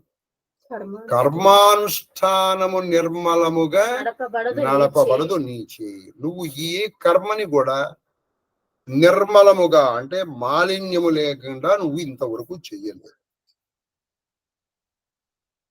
నువ్వేం చేస్తున్నావు? దాన్ని నిర్మలంగా చేయలే. యుద్ధం చేసేటప్పుడు ఏమైనా సరే నువ్వు ఇప్పుడు ఇదే బుద్ధి యుద్ధానికి పూర్వం నీకు ఉందనుకుందాం, తీసే ఎవడో ఒకటి పనిలేరా, దుర్యోధనులు వాదులు వాళ్ళు ఎవరో కాదు కదా, మా సొంత పెద్ద తండ్రి పిల్లలు. నాకు ఎలా యుద్ధం అనిపారే, దరిద్రం వదిలిపోయేది. ఎవడు చేయమన్నా నేను యుద్ధం? ఇంతమంది చనిపోయిన తర్వాత ఇప్పుడు నేను ఈ రాజ్యం చేయనంటావు? నీకు ఈ బుద్ధి యుద్ధానికి పూర్వం ఉండాలి. అప్పుడు నువ్వు యుద్ధం అన్నావు. యుద్ధంలో నీ మొట్టమొదటి రోజున ధర్మరాజు మాటలు మీకు గుర్తున్నాయి. యుద్ధం అనంతరం భీముడు ఒక్కడే సరిగ్గా యుద్ధం చేశాడు అన్నాడు. అంటే అర్జునుడు చేయలేదని దాని అర్థం. ఎందుకని అర్జునుడు కొంచెం సమయానుకూలంగా ఆయన చేస్తాడు.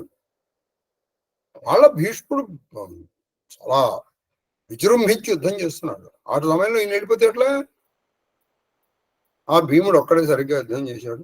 పాపం అభిమన్యుడు కొంచెం కష్టపడ్డాడు. మిగతా వాళ్ళందరూ చేసి చేయనట్టు చేశారన్నాడు. మరి అదే కర్ణుడి దగ్గరికి వచ్చేటప్పటికి అర్జునుడిని కుంతి నిన్ను అనవసరంగా మగపిల్లాడిగా కంది, నువ్వు ఆడపిల్ల వైపోయినా సరిపోయేది, లేకపోతే అసలు నువ్వు పుట్టకపోయినా సరిపోయేది అని అర్జునుడిని ఎంత నిష్ఠూరాలండి. ఇది ఇంతకీ ఆయన కర్ణుడిని చంపకుండా ఇంతగా ఆయన చేసిన నేరం. ఆయన అప్పటికి చెప్తున్నాడు, అన్నయ్య నీ గురించి వచ్చాను, నీ యోగక్షేమాలు చూసుకుని మళ్ళీ వెళ్తాను అని అంటున్నాడు ఆయన. మరి నువ్వు ఎలా చేయగలిగావు ఇది? కాబట్టి ఆయన నువ్వు కర్మానుష్ఠానము నిర్మలముగా నడపబడదు నీ చేత. నువ్వు నిర్మలంగా ఎప్పుడూ చేయలేదు. ఇప్పుడేమో అందరూ చనిపోయారు. భీష్ముడు అంతటి వాడు చెప్పాడు, అన్ని రోజులు చెప్పాడు. 543 ఎపిసోడ్ నుంచి 600 వరకు అనుశాసక పర్వం అయిపోయింది. మరి శాంతి పర్వం తీసుకుంటే అది ఏదో 490 దగ్గర నుంచి ఎప్పుడు స్టార్ట్ అయింది. అది పర్వం పైగా రెండు అయ్యాయి, 2 గంటలు. కాబట్టి ఇంత ఉందయ్యా, నువ్వేమిటి ఇలా ఉంటావు అన్నా. వగ నిర్మూలము చేయమి. అది వగ నిర్మూలము చేయని ఎట్లంటే నువ్వు వగ నిర్మూలన చెయ్యవు. పాప నీలో ఉన్నటువంటి ఆ బెంగ, నీలో ఉన్నటువంటి ఆ తిగులు మాత్రం పోగట్లా. అన్ని కథలు చెప్పేటప్పుడు మాత్రం చక్కగా వింటున్నావు. ఎలాగంటే నీవు అంతఃశత్రువుల నెరుంగవు కాదే. అది నీవు అంతఃశత్రువుల నెరుంగవు కాదు. నీలో ఉన్న అంతఃశత్రువులు ఉన్నారయ్యా. కామ క్రోధ లోభ మద మోహ మత్సర్య, అవి నీకు తెలియవా? కావున ఏ తద్విషయం పైన ఒక ఇతిహాసంబు ఇప్పుడు కృష్ణుడు కథ చెప్తున్నాను. అంతఃశత్రువుల గురించి నీకు తెలియదా? సరే, ఈ విషయం మీద ఒక ఇతిహాసం ఉంది. ఇలా జరిగినటువంటి కథ ఒకటి ఉంది, అది చెప్తాను. ఎంతమంది చెప్తే ఈయన రాజ్యం చేశాడండి పాపం. శ్రీకృష్ణుడు ధర్మరాజునకు మనస్తాపముకి ఉపశమనముగా ఒక కథ చెప్పడం చెప్తున్నా. అవని ఎల్లను వృత్రుడు ఆక్రమించి. టైం ఎంత అయింది? 8:30. ఎన్నోది భజన? 117 దగ్గర ఆపుతాం. సరేనమ్మా. 117 అంటే కరెక్ట్ గా 27 అవుతాయి. చెప్పు. అవని ఎల్లను వృత్రుడు ఆక్రమించి తదీయ గుణమగు గంధంబు కొనిన అవని మొత్తం వృత్రాసుడు ఆక్రమించి. ఈ భూమికి ఉన్నటువంటి గుణం ఏమిటి? గంధం. మనం ఇది చాలా సార్లు చెప్తున్నాం. ఆకాశానికి ఉన్నటువంటి గుణం శబ్దం, వాయువుకు ఉన్నటువంటి గుణం స్పర్శ, అగ్నికి ఉన్న గుణం రూపం, తర్వాత జలమనుకున్న గుణం రసం. ఈ గంధాన్ని మొత్తం ఆయన తీసేసుకున్నాడు. ఎవరు? మన వృత్రుడు. వజ్రి వాణిపై వజ్రంబువైన అప్పుడు వజ్రాయుధం ప్రయోగించాడు. ఎవరు? ఇంద్రుడు ఆయన మీద వజ్రం వేస్తే క్రమంబున అంబు తేజ పవనాంబరములయందు ప్రవేశించి నెమ్మదిగా ఏం చేశాడు? క్రమమున నెమ్మదిగా పవనము గాలిలో ప్రవేశించాడు. అంబు అంటే నీళ్లలో ప్రవేశించాడు. తర్వాత తేజ అగ్నిలో ప్రవేశించాడు. అంబరం ఆకాశంలో ప్రవేశించి అందుల రస రూప సంస్పర్శ శబ్దములు చండ విక్రముండైన అతడు సముద్ధతి గుణం. ఇక్కడ గంధం ఒకటే తీసుకున్నాడు. ఈయన వజ్రం వేసేటప్పటికి అక్కడి నుంచి నీళ్ళలో ప్రవహించాడు. ఆ నీళ్ళలో ఉన్న రసం అంతా పీల్చేశాడు. ఆ తర్వాత ఈ వజ్రం వెనకాల వచ్చేటప్పటికి అగ్నిలో ప్రవేశించి అగ్నిలో ఉన్న రూపం, ఆ తేజస్సును తీసేసుకున్నాడు. వాయువులో ప్రవేశించి అందులో ఉన్నటువంటి స్పర్శ శక్తిని తీసేసుకున్నాడు. ఆకాశంలో ప్రవేశించి శబ్ద శక్తిని తీసేసుకున్నాడు. ఎవరు? వృత్రుడు తీసుకొని తొట్టోడనం మహేంద్రుడు వెనకాలే ఈ మహేంద్రుడు, ఈ దేవరాజు కూడా కులుసనిహితి ఆ కులిసము యొక్క అంటే వజ్రము యొక్క దెబ్బ వెలువరింప దాన్ని నెమ్మదిగా బయటికి లాగుతుంటే నిర్భరవేగుడై అంటే మంచి వేగము గలవాడై అతనిలోను అని లోనికి వెళ్ళింది. ఎవరిలోనికి? ఆ వృత్తుడు. అతనిలోని ఇంద్రుడు అసుర దాన మూర్చబోయే అంటే ఇది వజ్రము ఆయనలోకి వెళ్ళింది. ఎవరి దగ్గర? ఇంద్రుడు, వృత్రులకు. దానివల్ల అసురుడు ఏమేం జరిగింది? ఆయన మూర్చిపోయాడు. ఎవరు? వృత్రుడు. దివిజ ముఖ్యుండు బోధితు. అప్పుడు దివిజ ముఖ్యుడు ఏం చేశాడు? మూర్చిపోయాడు కదా, చంపేలా ఆయన్ని కొంచెం తెలివచ్చాడు చేశాడు. బోధితుడిని చేశాడు. మంత్రవిధి వశిష్ఠుడు అంటే మంత్రవిధితో వశిష్ఠుడిని ఆయన కొంచెం బోధ వచ్చేట్టు చేశాడు. వచనం ఇట్లు వశిష్ఠ ప్రయుక్త మంత్రశక్తి ప్రబుద్ధుండైన వృద్ధశ్రవుడు అంటే ఇంద్రుడు. మీకు మూర్చపోయింది ఇంద్రుడు మూర్చపోతే వృత్తుడు చనిపోలా, వృత్తుడు చంపేలా ఆయన బోధకిచ్చాడు. ఇంద్రుడిలోనే దూరైపోయేటప్పటికీ ఇంద్రుడు మూర్చిపోయాడు. కాబట్టి అప్పుడు వశిష్ఠుడు ఇలా వశిష్ఠుడి చేత మంత్రశక్తి చేత వృద్ధశ్రవుడు అంటే ఇంద్రుడు శరీరాంతర్గతుండైన వృత్రు అది తన శరీరంలోనే ప్రవేశించినటువంటి వృత్రుని సదృశ్యమైన తన శరీరాంతర్గతమైన వృత్తుని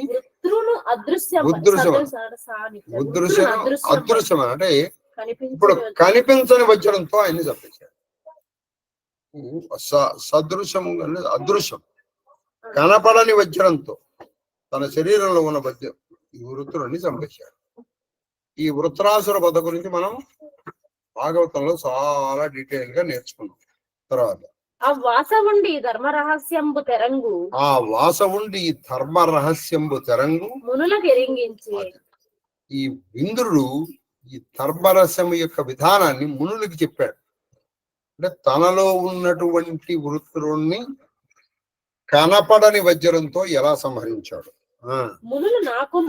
మునులు నాకు చెప్పారు. ఆ మునులు నాకు చెప్పారు. మానవేశ్వర నీవు తెలుసుకోను. నువ్వు ఎలా తెలుసు? ఆ వృత్తుడు ఇంట్లో ప్రవేశించిన వాడిని కనపడని వజ్రంతో చంపేశాడు. తను ఎలా చంపాడో మునులకి చెప్పుకున్నాడు ఇంద్రుడు. ఆ మునులు నాకు చెప్పారు. అది ఇప్పుడు నేను నీకు చెప్తాను, తెలుసుకోవయ్యా ధర్మరాజా అంటున్నాడు కృష్ణుడు.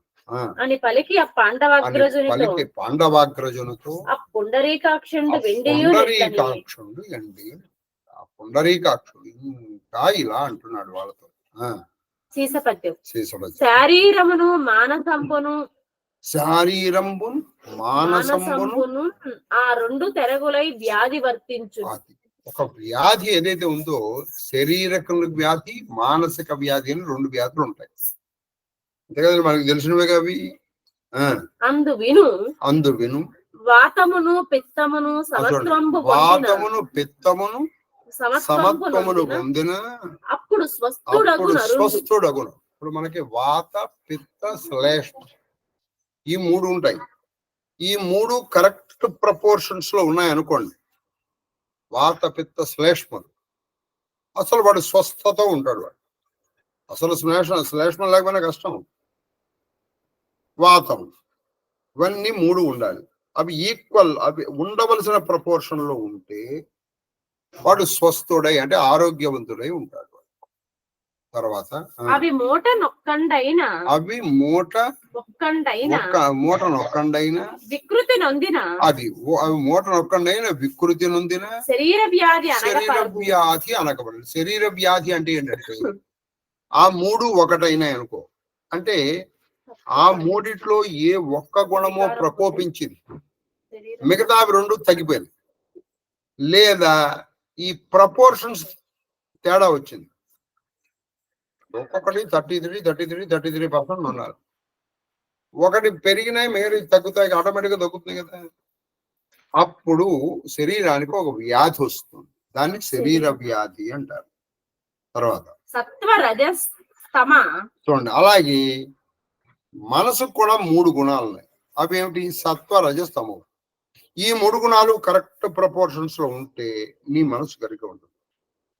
ఈ 3 గుణాల్లో ప్రపోర్షన్ తప్పింది అనుకో, ముఖ్యంగా రజస్తమో గుణాల ప్రకోపం పెరిగింది అనుకో, అప్పుడు మానసిక వ్యాధి వస్తుంది. ఏం చెప్పాను కృష్ణుడు, మళ్ళీ భగవద్గీత చెప్తున్నాడు నేను పాపం. సత్వ రజస్తమ సమత స్థుతి, సమత సుస్థితి, విషమత మనోవ్యాధి అంటే సమత. ఈ 3 సమంగా ఉన్నాయనుకోండి, ఉండాలండి తమో గుణం కూడా. ఎందుకంటే నిద్ర, భీష్ముడు చెప్పలా, అతి నిద్ర పనికిరాదు, అసలు నిద్ర లేకుండా ఉండడం కూడా పనికిరాదు. అతి నిద్ర పనికిరాదు, అసలు నిద్ర లేకుండా ఉండడం కూడా పనికిరాదు. అది ఈ ద్వితయమునకు అంటే ఈ 2 మనస్సుకేమో సత్వ రజస్తమో గుణాలు కరెక్ట్ గా ప్రపోర్షన్ లో ఉండేది చూసుకోవాలి. శరీరానికి వాత పిత్త శ్లేష్మములు సరిగ్గా ఉండేట్టు చూసుకోవాలి. అప్పుడు శరీర వ్యాధి రాదు, మానసిక వ్యాధి రాదు. తోచుట ఎప్పుడు వదవదు అంటే ఈ ద్వితయమునకు ద్వితయమునకు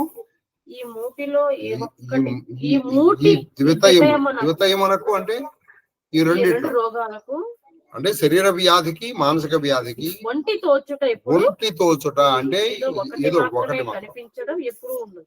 అంటే శరీర వ్యాధి వచ్చింది అనుకోండి, ఆటోమేటిక్ గా అది నెమ్మదిగా మానసిక వ్యాధిగా మారిపోతుంది. మానసిక వ్యాధిగా ఉన్నటువంటి వాడికి అది శరీర వ్యాధిగా నెమ్మదిగా కలిసే ఉంటాయి. అంటే కొంతమంది మానసిక వ్యాధి ఉంటుంది, వాడికి శరీరం బాగుంటుంది అని అనుకోవడానికి వీల్లేదు. శరీర వ్యాధి ఉన్నవాడికి మానసిక వ్యాధి, ఈ 2 ఒకదానితో ఒకటి కలిసి వెళ్తూ ఉంటాయి. ఒకదాని తర్వాత ఒకటి కాదు, ఒకదానితో ఒకటి కలిసి వెళ్తూ ఉంటాయి. They go hand in hand, side by side. అన్యోన్య సంజనక జన్య అంటే ఒకదాని వల్ల ఇంకొకటి బాగా పుట్టి పెరుగుతుంది, ఒకదాని వల్ల ఇంకోటి పుడుతుంది. సంజనక జన్య అంటే దీని వల్ల అది పుడుతుంది, దాని వల్ల ఇది పుడుతుంది. జన్యభావ సత్త చేసి వికృతి కాలం ఒకటనొకటి తోచునది వాతాదులందు గుణములందు నదిప.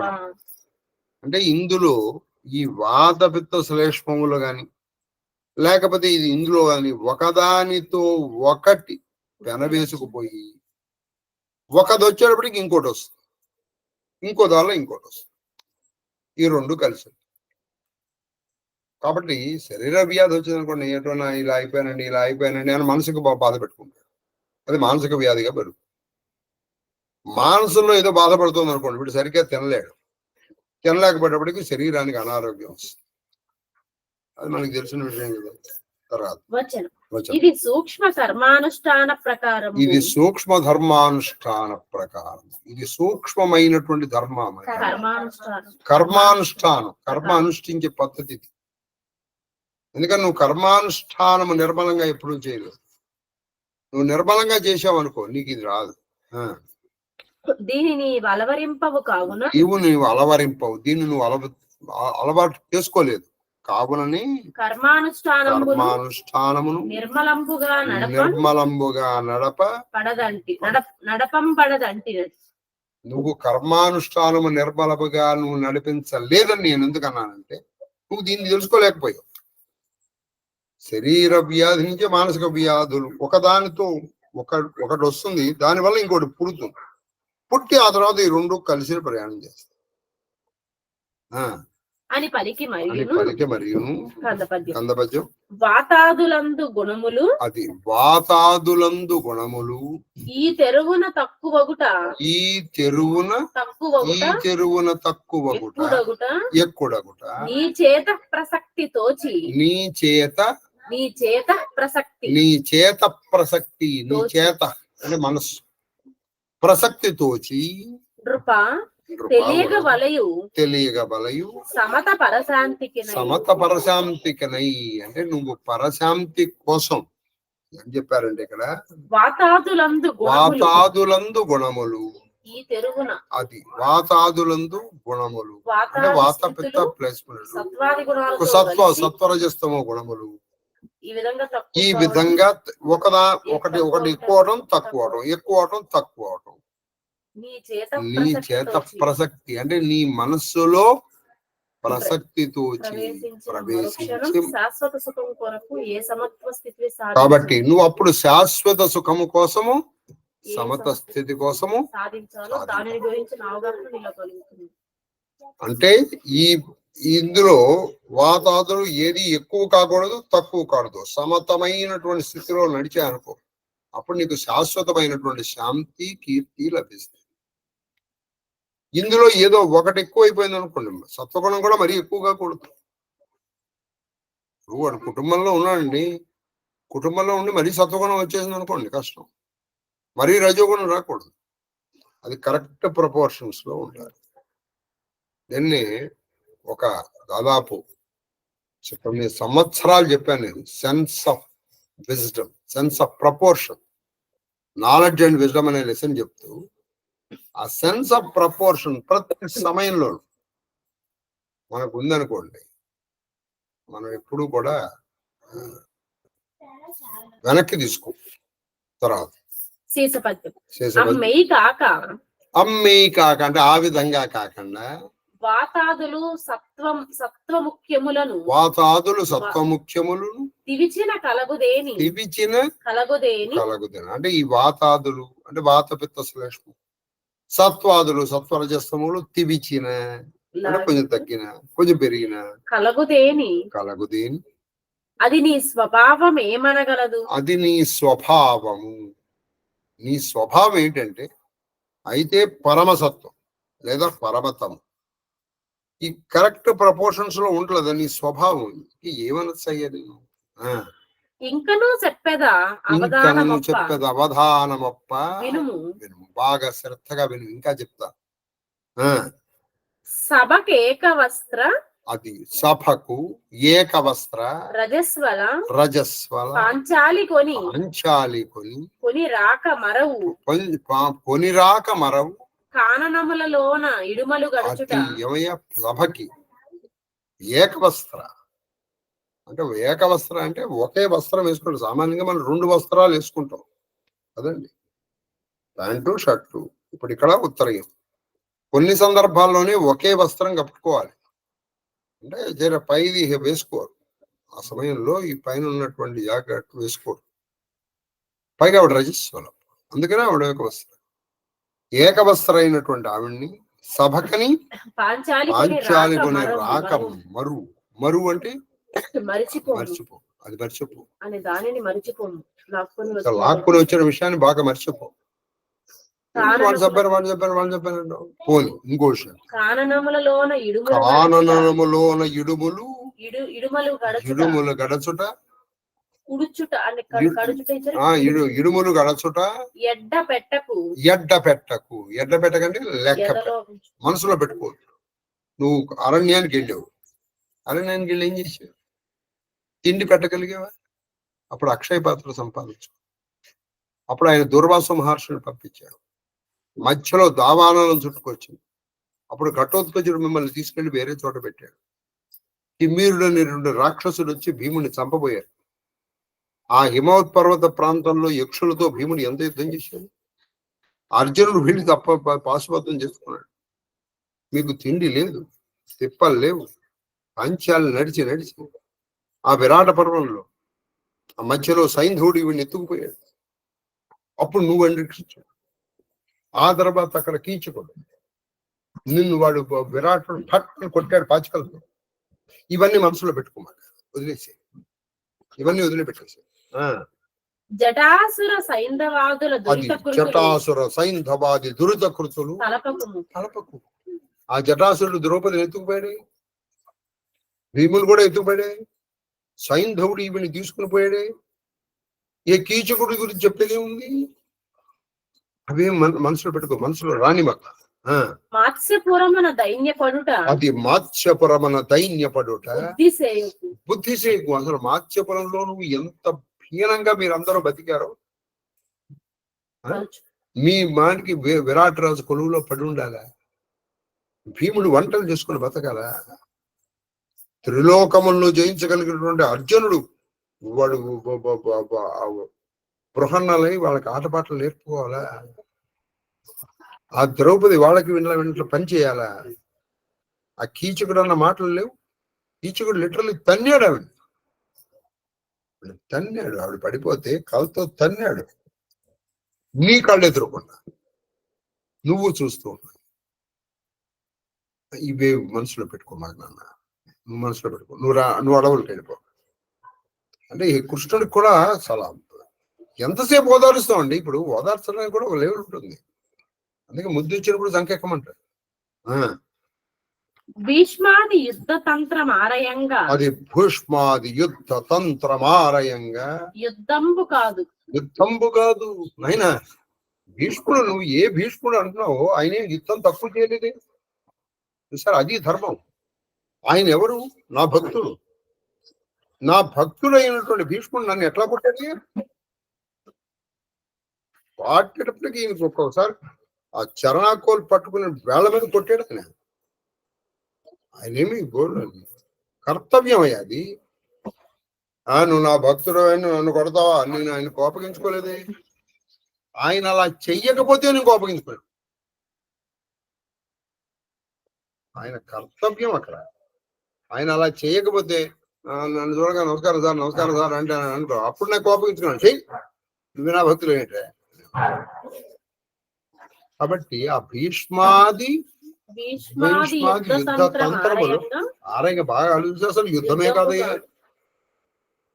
ఆ ద్రోణుడు ఎంత పని చేశాడు? ద్రోణుడు ఎంత పని చేశాడు? అర్జునుడు అందరూ మళ్ళీ ప్రీసిడెంట్ పంపించలేదే. చివరికి ఆయన నమస్కారం పెట్టాడు. అయ్యా మేము ఎన్ని ఇబ్బందులు పడ్డాము మీకు తెలియదా? మీకు తెలిసి కూడా మీరు ఇలా చేస్తారా? భీముడు నా దాన్ని నీచి నేను అలా నమస్కారం పెట్టాను, మొత్తం రథం ఎత్తేసి కింద పడేసాడు. యుద్ధంబు కాదందు పుట్టు కీడు మేలేమియును, అందు పుట్టు కీడు మేలేమియును చిత్తగింపకుండా. ఆ యుద్ధంలో పుట్టినటువంటి మంచి చెడు నువ్వు మనసులో పెట్టుకున్నా. ఈయన చివాట్లు పెట్టుకున్నాడు. ఈయన కథాలు చెప్తే సరిపోతున్నా ఆయన అని చీవాట్లు పెడితే కానీ అర్థం కాదు. ఎంత టైం ఎంత? 8:58. ఇంకో 9 చెప్పే టైం లేదు మనకి. 8:58, 117. రేపు పౌర్ణమి పూజ పిఎన్టీ కాలనీలో మా అన్నయ్య గారి వాళ్ళతో జరుగుతుంది. ఆసక్తి ఉన్న వాళ్ళందరూ వచ్చి తీర్థ ప్రసాదం తీసుకోవచ్చు.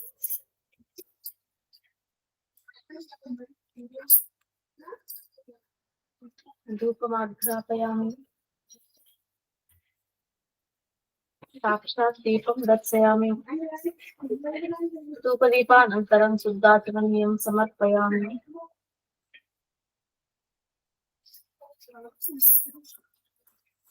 నైవేద్యం. ఓం భూర్భువస్సుః సర్వచైతన్య రూపాంతాం ఆదిం విద్యాం చ ధీమహి బుద్ధిం జ్ఞాన ప్రచోదయాత్. ప్రోక్ష పరిశించ అరతంత్వా సత్యేన పరిశించామి. షోడశ సహస్ర భార్యా సమేత ఆశ్రపట్ట మహర్షి పుత్ర పౌత్ర పరివేష్టిత శ్రీకృష్ణ పరమాత్మనే నమో నమః. మధుర ఫలాన్ని నివేదయామి. ఓం ప్రాణాయ స్వాహ, ఓం అపానాయ స్వాహ, ఓం వ్యానాయ స్వాహ, ఓం ఉదానాయ స్వాహ, ఓం సమానాయ స్వాహ, ఓం బ్రహ్మణే స్వాహ. మధ్య మధ్య పానీయం సమర్పయామి. స్వప్రక్షాళయామి, సర్వప్రక్షాళయామి. ముఖవృక్షాలను సమర్పయామి. తాంబూలం సమర్పయామి. తాంబూల చర్వణానంతరం శుద్ధాచమనీయం సమర్పయామి. మంగళ మహానీరాజన దీపం.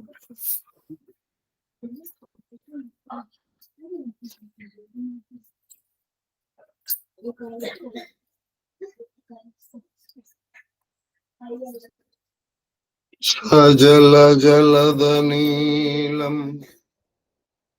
వల్లవీ కేళిలోలం శ్రీసురతరుమూలం విద్యుదుల్లాసితేలం సురరుపులగాలం సన్మనోబింబలీలం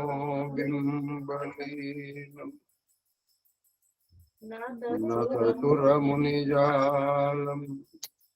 నౌమి గోపాలబాలం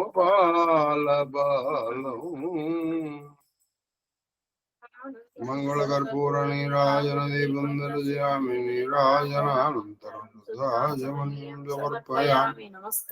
హర నమ పార్వతీపదయే హర హర మహాదేవ హర. శీలికి నీతిశాలికి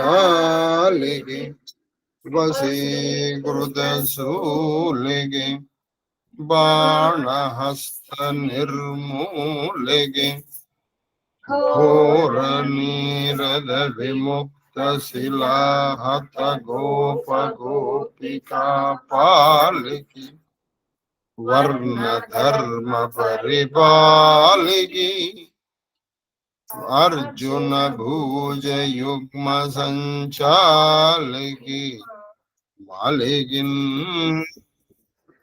విపుల చక్ర నిరుద్ధ మరీచి మాలికిన్ చామరం విజయామి. స్వస్తి ప్రజాభ్య పరిపాలయంతాం తేన మహిమహేషా గోబ్రాహ్మణేభ్యో భవంతు నిత్యం లోకాః సమస్తాః కాలే వర్షతు పర్జన్య పృథివీ జలనీ దేశోऽయం శోభరహితో బ్రాహ్మణాः సంతు నిర్భయాः పుత్రిణः సంతు పౌత్రిణः ధనాः సంతు జీవేమ శరదాం శతం మాం సహ కుటుంబం సశివ పరివారం రక్షन्तు జనాన్ సర్వశివ పరివార ధర్మబద్ధ మనోరథ బల సిద్ధిరస్తు కరోనా నివారణోస్తు ధర్మస్య విజయోస్తు సర్వం మహాదేవ మహాదేవ మహాదేవ మహాదేవ.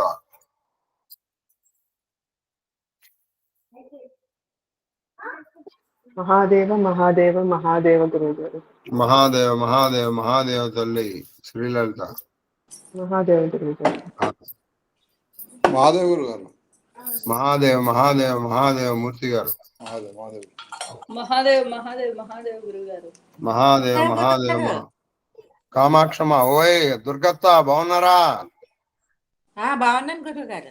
మహాదేవ మహాదేవ మహాదేవ. వాళ్ళ మా అత్తయ్య కూడా వచ్చింది. గుడ్.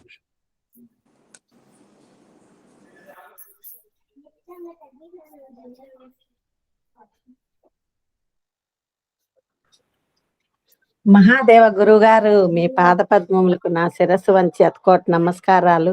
అమ్మగారి పాద పద్మములకు నా శిరస్సు వంచి అతకోటి నమస్కారాలు.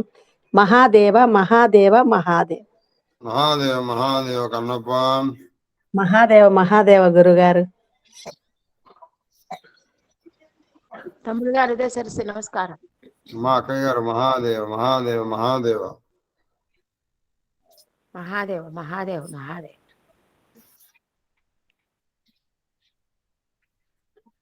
మహాదేవ గురు గారు. మహాదేవ మహాదేవ మహాదేవ హిమక. ఇప్పుడు ధర్మము సత్యం పట్ల ఎక్కువ ఒక్క మొక్క అర్థం కావట్లేదమ్మా.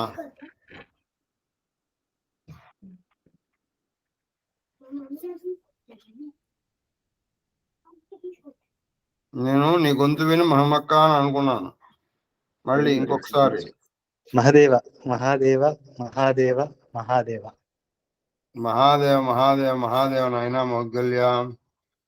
పాండవేశ్వరుడి దగ్గర ఉన్నాను గురువు గారు. ఎక్కడ పాండవేశ్వరుడు, పాండవ తీర్థం, తాండవేశ్వరుడు. పాండవ. ఓహో. పాండవేశ్వరుడు. ఆహా, ఎక్కడది? పాండవ తీర్థం నాయన పాండవ తీర్థం దగ్గర గురువు గారు. పాండవ తీర్థం అది అక్కడ ఉన్నారా? రాత్రిపూట వెళ్ళనిస్తారు అక్కడికి? ఈయన వచ్చారు, అమ్మా నైవేద్యం పెట్టడానికి వచ్చారు. నేను కూడా వచ్చాను. Very good very good. అరుణాచలమే కదా? అరుణాచలం ఎదుగురు మహాదేవ్ చెప్తారు ఆయన కూడా. గురుజీ నమస్కార్ గురుజీ, హౌ ఆర్ యూ? అయ్యా Mahadev Mahadev Mahadev, how are you? Yes I'm good with your grace. Mahadev Mahadev Mahadev. How are you sir? Fine. How about you, sir? You and your family, everyone is fine? Everyone is fine by the grace of Arunachala. Oh, yes. Thank you, sir. Thank you so much. Mahadev. Okay, convey my regards to them, sir. Okay, Mahadev. It's on the back camera.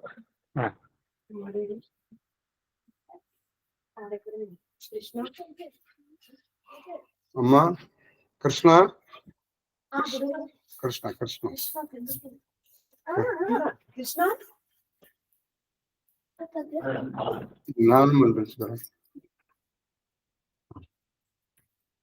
మీరు ఇక్కడ నైవేద్యం పెడుతుంటే ఇక్కడ నైవేద్యం పెట్టడం జరిగింది గురువు గారు. సుభాష్ మహాదేవ్, చాలా సంతోషంగా.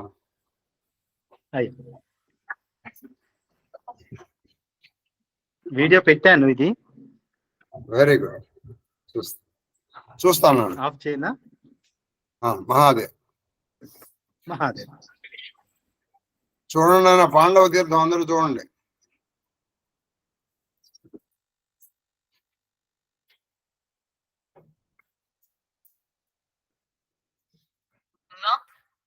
బయలుదేరదాం మళ్ళీ తీర్థాలు.